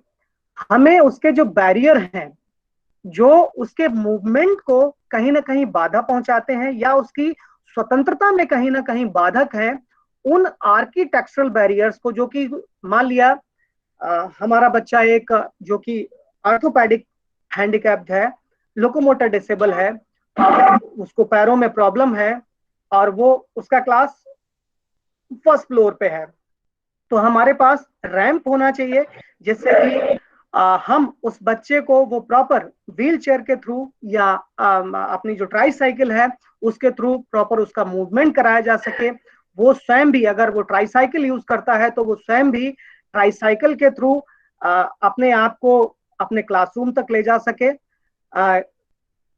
कभी कभी होता क्या है कि हम स्लोप का ध्यान तो देते हैं, लेकिन जो स्लोप के मानक हैं, जैसे कि स्लोप ऐसा होना चाहिए कि जिसमें एक ट्राई साइकिल लिए हुए एक बच्चा जो CWSN लोकोमोटर डिसेबल का है, वो अपने आप ही अपने ट्राई साइकिल को खुद चलाकर और अपने क्लासरूम तक जा सके। तो स्लोप के जो मानक हैं वो भी पूरी तरीके से फॉलो होना चाहिए। हमारा एक जो विजुअली इंपेयर्ड बच्चा है उसके लिए प्रॉपर जो गाइडिंग टाइल्स हैं और जो आपके एक गाइडिंग टाइल्स होते हैं, एक वार्निंग टाइल्स होते हैं, तो गाइडिंग टाइल्स और वार्निंग टाइल्स प्रॉपर हों, है ना।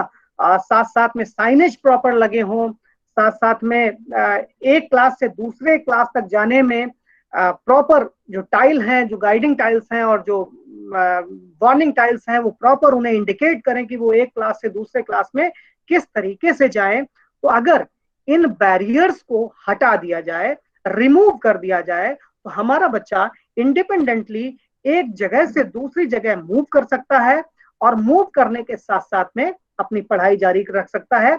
ये मैंने आर्किटेक्चरल बैरियर की बात करी, साथ साथ में एक्सेसिबल उस माहौल को, उस स्कूल को एक्सेसिबल बनाया जाना भी आवश्यक है कि प्रॉपर उनके लिए जो बुक्स हैं या उनके लिए जो लाइब्रेरी है या उनके लिए टॉयलेट जाने में अगर कोई बच्चा पैरों से उसे प्रॉब्लम है तो उसके टॉयलेट सीट में भी कहीं ना कहीं कुछ चेंज किया जाएगा, कुछ मॉडिफिकेशन किए जाएंगे जिससे कि प्रॉपर अपनी टॉयलेट सीट को भी वो बच्चा यूज कर पाए। अगर विजुअली इंपेयर्ड बच्चा है तो उसके लिए भी टॉयलेट सीट में कुछ अडॉप्टेशन होंगे, मतलब अगर वो क्लासरूम जाना चाहता है तो क्लासरूम अच्छे तरीके से पहुंच जाए, अगर वो वॉशरूम जाना चाहता है वॉशरूम अच्छे तरीके से पहुंच जाए, अगर वो लाइब्रेरी में अपनी किताबों को यूज करना चाहता है तो उसके पास, अगर वो विजुअली इंपेयर्ड है तो उसके पास वो बुक्स हों जिनसे वो पढ़ सके, उसके पास टॉकिंग बुक्स हों जिनसे वो अपनी पढ़ाई कर सके। मतलब पूरी तरीके से उस स्कूल का एनवायरनमेंट उस बच्चे के लिए बाधक ना हो, उस बच्चे के लिए सुगम्य हो, जिससे कि वो अपनी एजुकेशन से लेकर जो उस विद्यालय में जो कार्यप्रणाली करता है, जो भी एक्टिविटी करता है, वो कहीं बाधक ना हो, चाहे वो किसी भी डिसेबिलिटी का बच्चा क्यों ना हो। हमें उस बच्चे के लिए जो भी बैरियर्स हैं, जो भी बाधाएं हैं, उनको दूर करना होगा। नेक्स्ट पॉइंट में मैंने बताया है involving the children with disabilities in almost all the activities of the classroom. मैंने बताया है कि जो भी हमारा चिल्ड्रन विद डिसेबिलिटी है, चाहे वो किसी भी डिसेबिलिटी का हो, हमें उसे क्लासरूम की एवरी एक्टिविटी में, चाहे वो कोई भी एक्टिविटी हम क्यों ना करा रहे हैं, उसको उस बच्चे का इन्वॉल्वमेंट जरूरी है।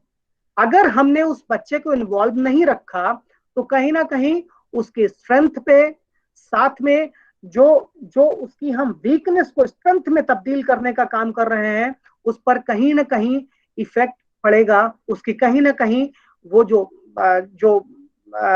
उसकी क्षमता है उसमें कहीं ना कहीं असर पड़ेगा। तो कोशिश हमें करनी है, चाहे वो क्लासरूम की एजुकेशनल एक्टिविटी हो, चाहे रिक्रिएशनल एक्टिविटी हो, चाहे वो लंच में खाना खाने की एक्टिविटी हो, जो कि बच्चे लंच करते हैं उस टाइम की एक्टिविटी हो तो सभी एक्टिविटीज में हमें उस बच्चे को इन्वॉल्व करना है, इन्वॉल्वमेंट पूरा रखना है। अगर हम क्वेश्चन आंसर भी पूछते हैं, अगर हम किसी बच्चे को मोटिवेट भी करते हैं, तो उन मोटिवेशनल एक्टिविटी में भी हमें उन बच्चों के साथ में इन्वॉल्वमेंट जरूरी है। इवन अगर हम उन्हें डांटते भी हैं या हम उन्हें किसी तरीके से कुछ कहते हैं, कोई सजा देते हैं छोटी मोटी, मारने पीटने का तो नहीं, कोई और सजा देते हैं, तो वहां पर भी हमें उन बच्चों को इन्वॉल्व करने की जरूरत होगी। क्योंकि होता क्या है कि हमारी सिंपैथी उन बच्चों के प्रति इतनी होती है कि अगर मान लिया कोई भी हमारे डिसेबल्ड बच्चे ने अगर कोई गलती करी, तो हम उसको यह कहकर इग्नोर कर देते हैं कि बेचारा डिसेबल है, इसको कुछ कहने की जरूरत नहीं है। लेकिन मुझे लगता है कि अगर हमें हमारा जो CWSN है, उस बच्चे को प्रमोट करने के लिए हमें उसकी प्रशंसा करने का, उसको मोटिवेट करने का अधिकार है, तो हमें दंड देने का भी अधिकार है। तो हम जिस एक्टिविटी को फॉलो करते हैं क्लासरूम में, तो हमें उस बच्चे को, जो कि चिल्ड्रन विद स्पेशल नीड है, उसको अलग करने की, उसे सेपरेट करने की आवश्यकता नहीं है, बल्कि उसको इन्वॉल्व करने की आवश्यकता है। वो हम किसी भी तरीके से करें, वो हम क्लासरूम टीचर हैं, वो हम भली भांति परिचित हैं कि हम अपने बच्चे को, हम अपने उस CWSN को किस तरीके से एंगेज करेंगे, चाहे वो पीयर ग्रुप के साथ अटैच करके हो, चाहे वो किसी और माध्यम में हो। ये हमारी क्वालिटी है, हम उसको किस तरीके से सभी एक्टिविटीज में इन्वॉल्व करेंगे। नेक्स्ट पॉइंट है making suitable adaptation in the curriculum transition so that the children with disabilities learn according to their ability.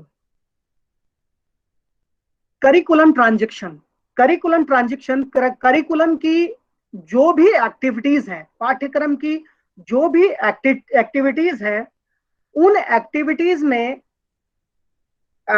अगर हम इसमें यह भी कहें कि करिकुलम अडॉप्टेशन, मतलब हमें जो करिकुलम है, जो हम पाठ्यक्रम अपने बच्चे को पढ़ाना चाहते हैं, उस पाठ्यक्रम में कहीं ना कहीं हमें अनुकूलन करने होंगे अपने बच्चे की एबिलिटी को देखते हुए।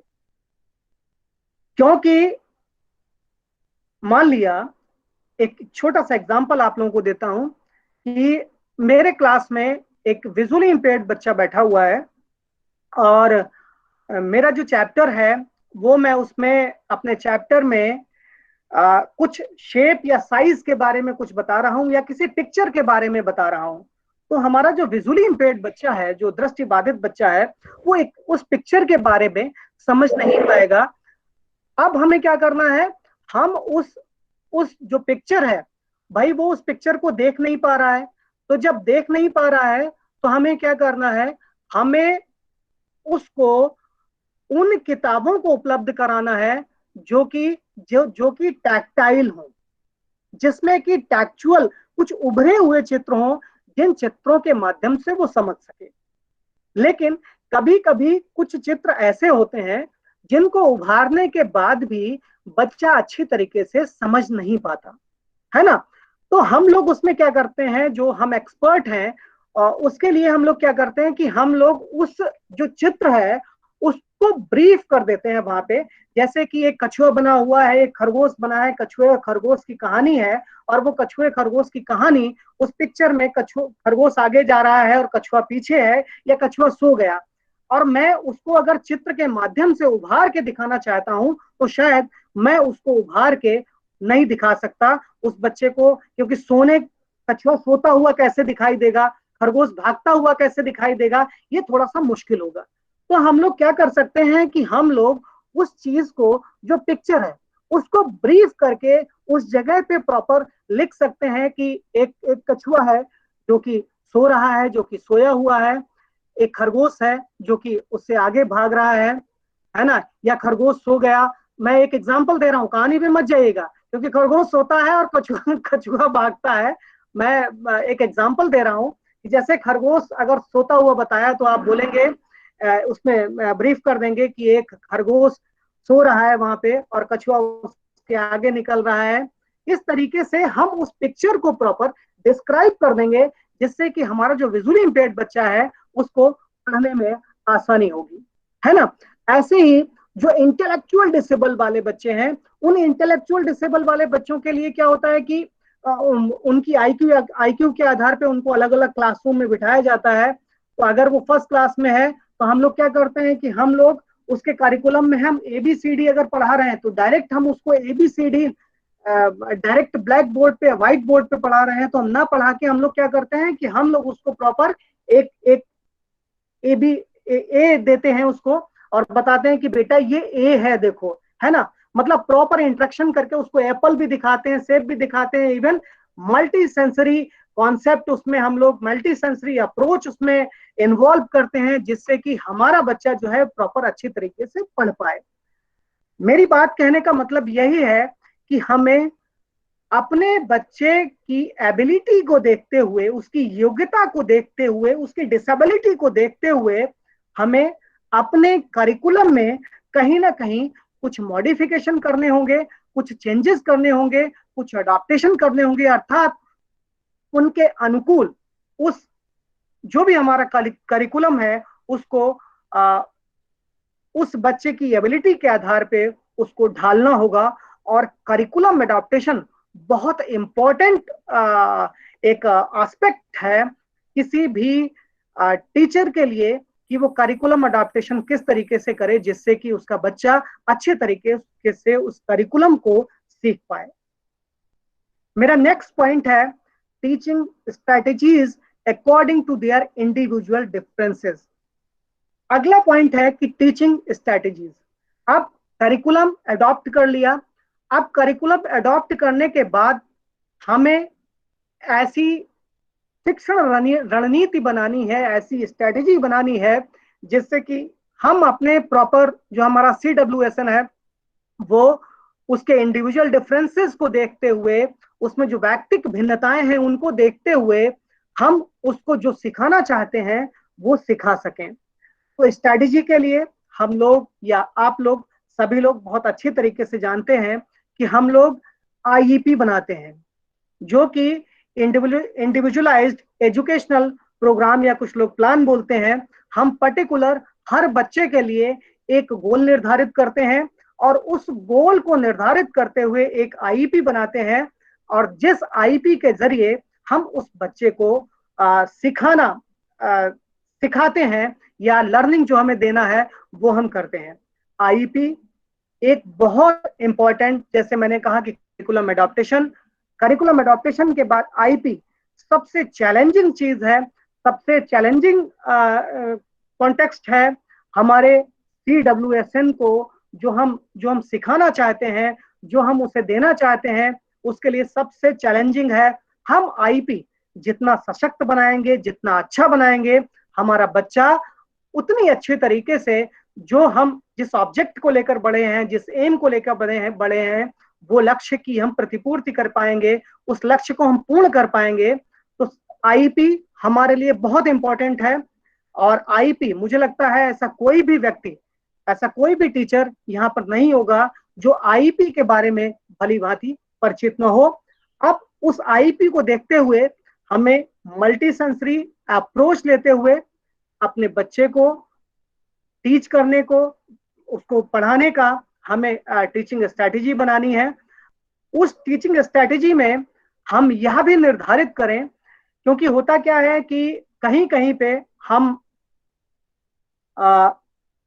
कभी कभी अपना पेशेंस खो देते हैं, अपना धैर्य खो देते हैं। तो हमारे बच्चों में बहुत सारे बच्चे जो कि इंटेलेक्चुअल डिसेबल हैं या दूसरे तरीके के डिसेबल हैं, जिनको सिखाना एक बहुत बड़ा काम है, जिनको हम अगर एक डेली लिविंग स्किल्स का एक पार्ट ही सिखा देते हैं तो बहुत बड़ा चैलेंजिंग वाला काम होता है। तो कभी कभी हम इम्पेशेंट हो जाते हैं, हम अपना धैर्य खो देते हैं। तो कोशिश करें कि इस स्ट्रेटेजी में, इस रणनीति में हम अपना धैर्य ना खोएं और उस बच्चे को धीरे धीरे सिखाएं, जिससे कि वो जो हम सिखाना चाहते हैं उससे उसको पूरी तरीके से सीख पाए। यहाँ पर एक चीज और मैं बताना चाहता हूँ, क्योंकि आजकल का जो जो कॉन्सेप्ट है, टीचिंग कॉन्सेप्ट है, चाहे वो बड़े बच्चों के लिए चाहे वो छोटे बच्चों के लिए, आजकल मैंने देखा है कि एक एक जो चेंज अभी टीचिंग में आया है वो ये है कि हमको अपने हमारे बच्चे पर सबसे पहले हमें यह निर्धारित करना होगा कि हमारा बच्चा जिस स्टूडेंट को हम पढ़ाना चाहते हैं वो हम पर भरोसा कर पाए, हम पे बिलीव कर पाए। जब वो हम पे बिलीव करेगा तो हम उसको एक अच्छा शिक्षण दे पाएंगे।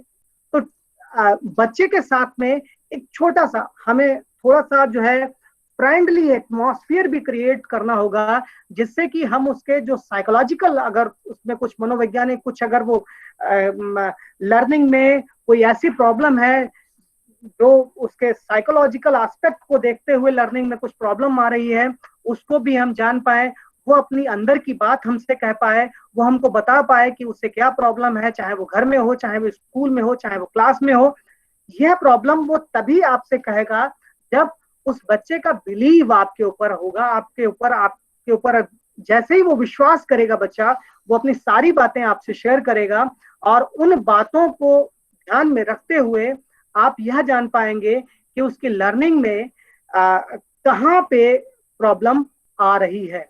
किसी ने लिखा है कि डेवलप रैपो विद स्टूडेंट।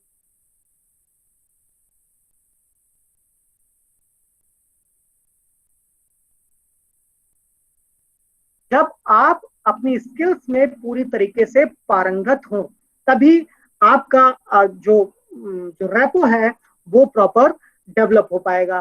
तो टीचिंग स्ट्रेटेजी में हमें बहुत सारे चेंज करने होंगे, या अपनी स्ट्रेटेजी में जो स्ट्रेटेजी बनाते हैं उसमें कहीं ना कहीं अपना प्रोनाउंसिएशन, अपनी जो वॉइस है, अपना जो एक्सप्लेनेशन, जो एक्सप्लेन करने की जो क्वालिटी है, वो कहीं ना कहीं हमें उसमें चेंज करना होगा। अपने बच्चे की एबिलिटी को देखते हुए, उसके इंडिविजुअल डिफरेंसेस को देखते हुए, जैसे कि हम अपने बच्चे को अच्छी तरीके से ट्रीट कर पाए, अच्छी तरीके से उसे जो सिखाना चाहते हैं वो सिखा पाए। अर्थात आईपी को बहुत अच्छे तरीके से आपको बनाना होगा और उस आईपी को परफॉर्म भी बहुत अच्छे तरीके से करना होगा। नेक्स्ट 10वां पॉइंट लिखा है मैंने, preparations of teaching ads oblique adaptation of teaching aids which will help the children with disabilities learn। हमें दो तरीके की टीचिंग एड, यहाँ मैंने प्रिपरेशन लिखा है, तो दो तरीके की टीचिंग एड हो गई। एक तो टीचिंग लर्निंग मटेरियल के नाम से जिसे हम जानते हैं, तो हमें क्या करना पड़ेगा, हमें अपने टीचिंग लर्निंग मटेरियल को इस तरीके से डिजाइन करना होगा, इस तरीके से बनाना होगा जिससे कि हम जो भी सब्जेक्ट, जिस उद्देश्य को लेकर हमने वो टीचिंग शिक्षण सामग्री बनाई है, उस उद्देश्य को वो पूर्ण कर पाए। और साथ साथ में हमें वो एड्स भी बच्चे को, अप्लायंस भी बच्चे को उपलब्ध कराने होंगे, जिससे कि बच्चा जो है, जो CWSN है, वो अपनी जो सीखना चाहता है उसको प्रॉपर सीख पाए। जैसे कि मैं एक एग्जांपल विजुअली इंपेयर्ड के संदर्भ में लेता हूं कि जैसे एक डेजी प्लेयर आता है, जैसे जो बच्चे के लिए बहुत आवश्यक होता है, क्योंकि बच्चा जब क्लासरूम में आप कुछ पढ़ा रहे हैं तो वो नोट नहीं कर पाता, वो रिकॉर्ड करने के लिए उसे एक रिकॉर्डिंग डिवाइस जो है डेजी प्लेयर, उसकी आवश्यकता होती है। इवन मोबिलिटी करने के लिए उसे स्मार्ट केन की आवश्यकता होती है। स्मार्टफोन के अगर वो गूगल पे कुछ सर्च करना चाहता है, कुछ अपनी बुक्स को डाउनलोड करना चाहता है, ऑनलाइन लाइब्रेरी या स्वावलंबन ये जो सुगम्य पुस्तकालय है उससे अगर वो अपनी किताबें डाउनलोड करना चाहता है, तो उसके लिए एक स्मार्टफोन की आवश्यकता होगी। तो बच्चे के पास स्मार्टफोन भी उपलब्ध हो, इवन लो विजन डिवाइसेस भी उपलब्ध हो। इस तरीके से अगर हम उसको एड्स एंड अप्लायंसेस भी उपलब्ध करा देते हैं और साथ साथ में हम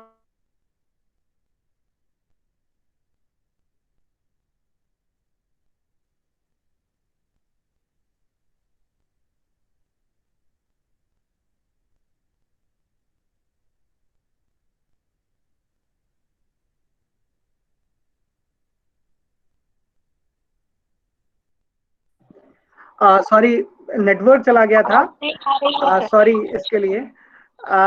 तो हमें टीचिंग लर्निंग एड वगैरह भी जो भी हैं बहुत अच्छे तरीके से बनाने होंगे, और वो टीचिंग एड अगर विजुअली इम्पेयर्ड के लिए बना रहे हैं तो प्रॉपर एक ऐसे हों कि जो टेक्चुअल सेंस भी देते हों, इवन जो लो विजन का जो एस्पेक्ट है, मतलब उसमें प्रॉपर कलरिंग कॉन्सेप्ट भी हो, प्रॉपर अगर उसमें कोई नुकीली चीजें भी ना लगी हो। आप सबको पता है कि किस तरीके से टीचिंग लर्निंग मटेरियल बनाया जाएगा।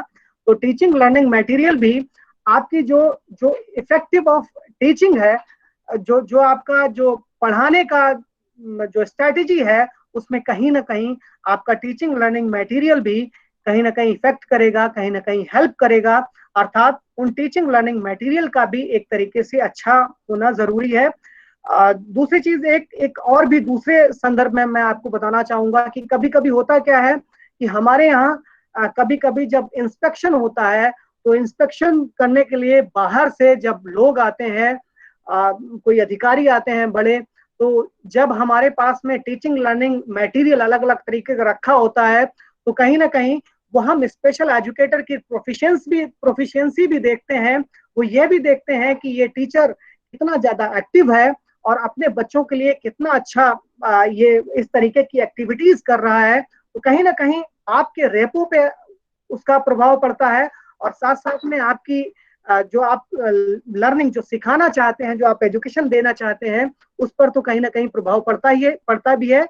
और अगर पेरेंट्स भी आते हैं और पेरेंट्स आपके क्लास में इंटर किए और उन्होंने देखा कि तरह तरह के टीचिंग लर्निंग मटेरियल आपने रखे हुए हैं, आप प्रॉपर टेक्चुअल सेंस के भी हैं और अच्छे अच्छे मॉडल बने हुए हैं, तो कहीं ना कहीं आपके प्रति भी एक पॉजिटिव एटीट्यूड उन पेरेंट्स में और उन जो सम्मानित अधिकारीगण हैं उन सभी में एक पॉजिटिव एटीट्यूड डेवलप होता है। मुझे लगता है कि एक टीचर के लिए ये बहुत इंपॉर्टेंट कॉन्टेक्स्ट है। Next Nagesh sir, next. Parental guidance and counselling and public awareness programme through school activities. देखिए, हम एजुकेशन में हम एजुकेशन शिक्षा देने में, अगर मैं गणित का टीचर हूं तो गणित सिखाने में, अगर मैं हिंदी का टीचर हूं हिंदी सिखाने में इतना ज्यादा इन्वॉल्व हो जाते हैं कि हम दूसरी एक्टिविटीज में थोड़ा सा स्लो हो जाते हैं।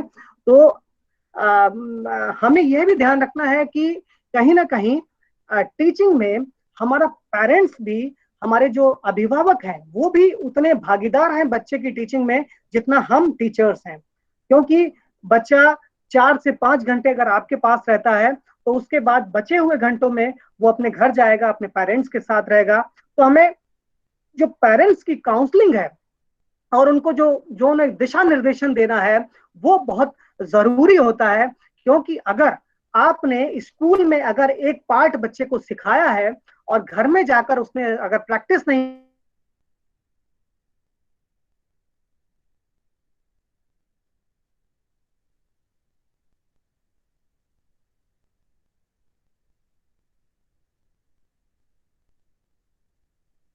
आपकी आवाज ब्रेक हो रही सर। उस बच्चे को, सर आपकी आवाज क्लियर नहीं आ रही है। मैडम अब आ रही है आवाज क्लियर? हाँ जी सर। हाँ, तो उस पेरेंट्स की काउंसलिंग के लिए भी आप प्रॉपर तैयार हैं, इवन अच्छे तरीके से उसकी काउंसलिंग करें। अगर वो कभी कभी ऐसा होता है कि इंटेलेक्चुअल डिसेबल कोई बच्चा आता है आपके यहाँ, और पेरेंट्स जो हैं वो उन पेरेंट्स का अपने बच्चे को लेकर इतना ज्यादा कंसर्न होता है कि वो चाहते हैं कि तुरंत हमारे बच्चे में चेंज दिखने लगे। और हम जानते हैं कि हमारा बच्चा जो हमारे पास आया है वो इंटेलेक्चुअल डिसेबल बच्चा है, और उसमें इतनी जल्दी चेंज नहीं आएंगे, परिवर्तन नहीं आएंगे, उसमें इतनी जल्दी डेवलपमेंट नहीं होगा, तो थोड़ा टाइम लगेगा। तो आपको समय समय पर पेरेंट्स के लिए गाइडेंस एंड काउंसलिंग सेशन रखने इंपॉर्टेंट हैं, जिससे कि आप उन पेरेंट्स को भरोसा दे पाए कि हम कोशिश में लगे हुए हैं और आपका बच्चा जरूर, आपके बच्चे में चेंज आएंगे, बदलाव आएंगे और वो जल्दी से इन चीजों को सीखेगा, पढ़ेगा। लेकिन आप थोड़ा धैर्य रखें। तो ये चीज भी बहुत इंपॉर्टेंट है। साथ साथ में पब्लिक अवेयरनेस, क्योंकि अब बच्चा कहीं ना कहीं सोसाइटी के भी कांटेक्ट में आएगा, public awareness programme through social activities मैंने यहाँ पे लिखा है। तो बच्चा कहीं ना कहीं सोसाइटी के टच में भी आएगा, सोसाइटी में भी जाएगा। तो हमें क्या करना है कि हम अपने स्कूल के थ्रू कुछ ऐसे अवेयरनेस प्रोग्राम बनाएं, कुछ ऐसे अवेयरनेस प्रोग्राम करें कि जिससे कि हमारा जो स्टूडेंट है उसके लिए एक माहौल तैयार हो, एक एनवायरनमेंट तैयार हो, एक पॉजिटिव एटीट्यूड लोगों में बने कि हमारा जो डिसेबल बच्चा है वो उसमें उसके प्रति लोगों में एक सकारात्मक एक माहौल डेवलप हो। तो इस तरीके के प्रोग्राम करने बहुत जरूरी हैं, जिससे कि एक सोशल अवेयरनेस, एक पब्लिक अवेयरनेस समाज में आएगी। नेक्स्ट है collaborating with medical and physiological panels, social workers, parents and special teachers. अब क्या करना है कि हमें जो कोलैबोरेट भी करना है, क्योंकि हमारे बच्चे की नीड एजुकेशन के अलावा कुछ नीड और हैं, जैसे कि किसी का डिसेबिलिटी सर्टिफिकेट बनना है, और किसी को मान लिया कोई इंटेलेक्चुअल डिसेबल बच्चा है, उसको किसी और स्पेशल एजुकेटर के पास में थोड़ी सी हेल्प लेनी है, या पेरेंट्स के साथ में कुछ ऐसा आपको कुछ कोई प्रोग्राम या पेरेंट्स के साथ मिलकर आपको एक करिकुलम डिजाइन करना है, या एक स्ट्रेटेजी डेवलप करनी है जिससे कि आप प्रॉपर बच्चे को अच्छी तरीके से सिखा पाए। तो कुछ मान लिया किसी की पेंशन नहीं बन रही है, किसी व्यक्ति की जो है डिसेबिलिटी 18 ईयर से ऊपर है, उसका डिसेबिलिटी पेंशन नहीं बन रहा है, तो उसमें आपको सोशल वर्कर से कांटेक्ट करना जरूरी होगा। अर्थात आपका collaboration medical, physiological panel, social workers, parents, मतलब उसकी नीड के हिसाब से आपका कोलैबोरेशन भी होना चाहिए, जिससे कि बच्चे को जो भी परेशानी हो, जो भी उसको जरूरत हो, उसकी आवश्यकता हो, उसकी आवश्यकता को देखते हुए हम उसकी आवश्यकता की पूर्ति कर पाए। नेक्स्ट है construction of achievement and diagnostic tool. हम ऐसे कुछ टूल डिजाइन करें जिससे कि हम अपने बच्चे का जो अचीवमेंट है वो उसको जान पाए, है ना, हमारा बच्चा कितना अचीव कर रहा है। तो ऐसे कुछ थोड़े थोड़े हम छोटे छोटे टूल बनाए, जैसे हमारा बच्चा स्टार्टिंग में आया तो हमने देखा कि वो बच्चा, एक हमने टूल डेवलप किया जो कि प्राइमरी स्टेज में था। हमारा बच्चा जैसे इंटर किया, हमने एक फॉर्म डिजाइन किया, एक फॉर्मेट डिजाइन किया, जिसमें कि हमने उसका एजुकेशन, उसका मोटर एक्टिविटी जो भी चेक करी। और जब बच्चा 2-3 महीने का हमने प्रशिक्षण दिया, उसके बाद उसी टूल पर हमने फिर उसका जो है इवैल्यूएशन किया, तो हमें पता चला कि उस बच्चे में कहीं ना कहीं कुछ चेंजेस आए हैं, और वो चेंजेस आपके टूल में भी दिखाई दे रहे हैं। तो इस तरीके के टूल भी हम डेवलप कर सकते हैं, जिससे कि हम अपने बच्चे का अचीवमेंट प्रॉपर जो है वो पता कर पाए। नेक्स्ट है adaptation in evaluation for children with special needs. हम जो इवैल्यूएशन के लिए, जो भी अपने बच्चे के लिए, जो भी इवैल्यूएशन के लिए, उसके मूल्यांकन के लिए जो भी कुछ डेवलप कर रहे हैं, तो उनमें अपना जो बच्चा है उसकी डिसेबिलिटी को देखते हुए उसमें एडाप्टेशन करें, उसमें चेंजेस करें, उसमें परिवर्तन करें, जिससे कि हम प्रॉपर इवैल्यूएट कर पाए कि हमारे बच्चे में प्रॉपर जो उसका मूल्यांकन हम कर पाए कि हमारे बच्चे में जो वीकनेस थी वो स्ट्रेंथ में तब्दील हुई या नहीं, या उसकी डिसेबिलिटी कहीं ना कहीं उस इवैल्यूएशन में बाधक ना हो। उस जो मूल्यांकन हम कर रहे हैं, उस मूल्यांकन में उसकी जो इवैल्यूएशन वाला जो प्रोस्पेक्टस है वो कहीं बाधक ना हो। तो हमें अपना जो इवैल्यूएशन टूल है वो भी अडॉप्ट करना पड़ेगा उस बच्चे की डिसेबिलिटी को देखते हुए। नेक्स्ट और ये लास्ट पॉइंट है providing remedial instruction to the children who require it. अब हमने पूरा प्रोसेस जो मैंने 14 पॉइंट बताए हैं, सभी पे मैंने काम कर लिया, इवैल्यूएशन कर लिया। अब इवैल्यूएशन करने के बाद, मूल्यांकन करने के बाद लास्ट में क्या है कि providing remedial instruction to the children who require it. अगर हम जिस उद्देश्य को लेकर काम कर रहे थे उस उद्देश्य की पूर्ति नहीं हुई, है ना, तो कहीं ना कहीं हम उस बच्चे की आवश्यकता के आधार पे हम रेमेडियल इंस्ट्रक्शन भी प्रोवाइड करा सकते हैं, जिससे कि हम उस बच्चे का जो वीकनेस पॉइंट रह गया है, उस बच्चे का जो वीकनेस पॉइंट रह गया है, उस वीकनेस पर हम काम कर पाए, और उस बच्चे की जो 1-2 पॉइंट बचे हुए हैं या एक दो एस्पेक्ट में जहां पर भी उस बच्चे का डेवलपमेंट नहीं हो पाया है, उसमें भी हम प्रॉपर डेवलपमेंट कर पाए। मुझे लगता है जहां तक मैंने आपको 15 पॉइंट आपको बताए हैं, वो एक टीचर के लिए, एक अध्यापक के लिए सबसे महत्वपूर्ण है। और इन्हीं बिंदुओं को लेते हुए हम अपने बच्चे में जो हम उस बच्चे में जो एजुकेशनल डेवलपमेंट करना चाहते हैं, या उस बच्चे में जो पर्सनालिटी डेवलपमेंट करना चाहते हैं, ओवरऑल डेवलपमेंट करना चाहते हैं, वो हम कंप्लीट कर पाएंगे, उसका कंप्लीट रिहेबिलिटेशन कर पाएंगे, जिससे कि हमारा बच्चा सभी पक्षों में विकास कर पाएगा और हम जिस समाज की मुख्य धारा से उसे जोड़ना चाहते हैं, उसमें जोड़ पाएंगे। नागेश सर बहुत बहुत धन्यवाद सर। आपने न केवल विषय वस्तु को विधिवत रखा, अपितु विषय वस्तु की गंभीरता को विधिवत स्थापित करना आपने यहाँ पर सुनिश्चित किया। मुझे पता है 4 बजे से आपको नागपुर सीआरसी द्वारा आयोजित एक कार्यक्रम में जाना है, तो ठीक है सर, आप लिफ्ट कर सकते हैं। आपके द्वारा जो भी तथ्य, जो भी बिंदुवार विशेषज्ञताएं हमारे बीच रखी गई हैं, निश्चित मैं अपने सभी प्रतिभागियों की तरफ से आपको आश्वस्त करता हूं कि सबके द्वारा उसका समुचित प्रयोग किया जाएगा और अपने शिक्षण प्रशिक्षण में उसका भरपूर प्रयोग करते हुए दृष्टि दिव्यांग, श्रवण दिव्यांग, मानसिक दिव्यांग, शारीरिक दिव्यांग एवं भिन्न भिन्न प्रकार की दिव्यांगता से ग्रसित विशेष आवश्यकता वाले बालक और बालिकाओं की आवश्यकताओं की पूर्ति हेतु हम जैसे अध्यापक अवश्य नित नवीन विधियों का प्रयोग करके उन्हें आगे बढ़ाने में बराबर मदद करते रहेंगे। बहुत बहुत धन्यवाद सर, आपका सादर धन्यवाद। आज का दोनों सेशन यहीं पे पूर्ण होता है।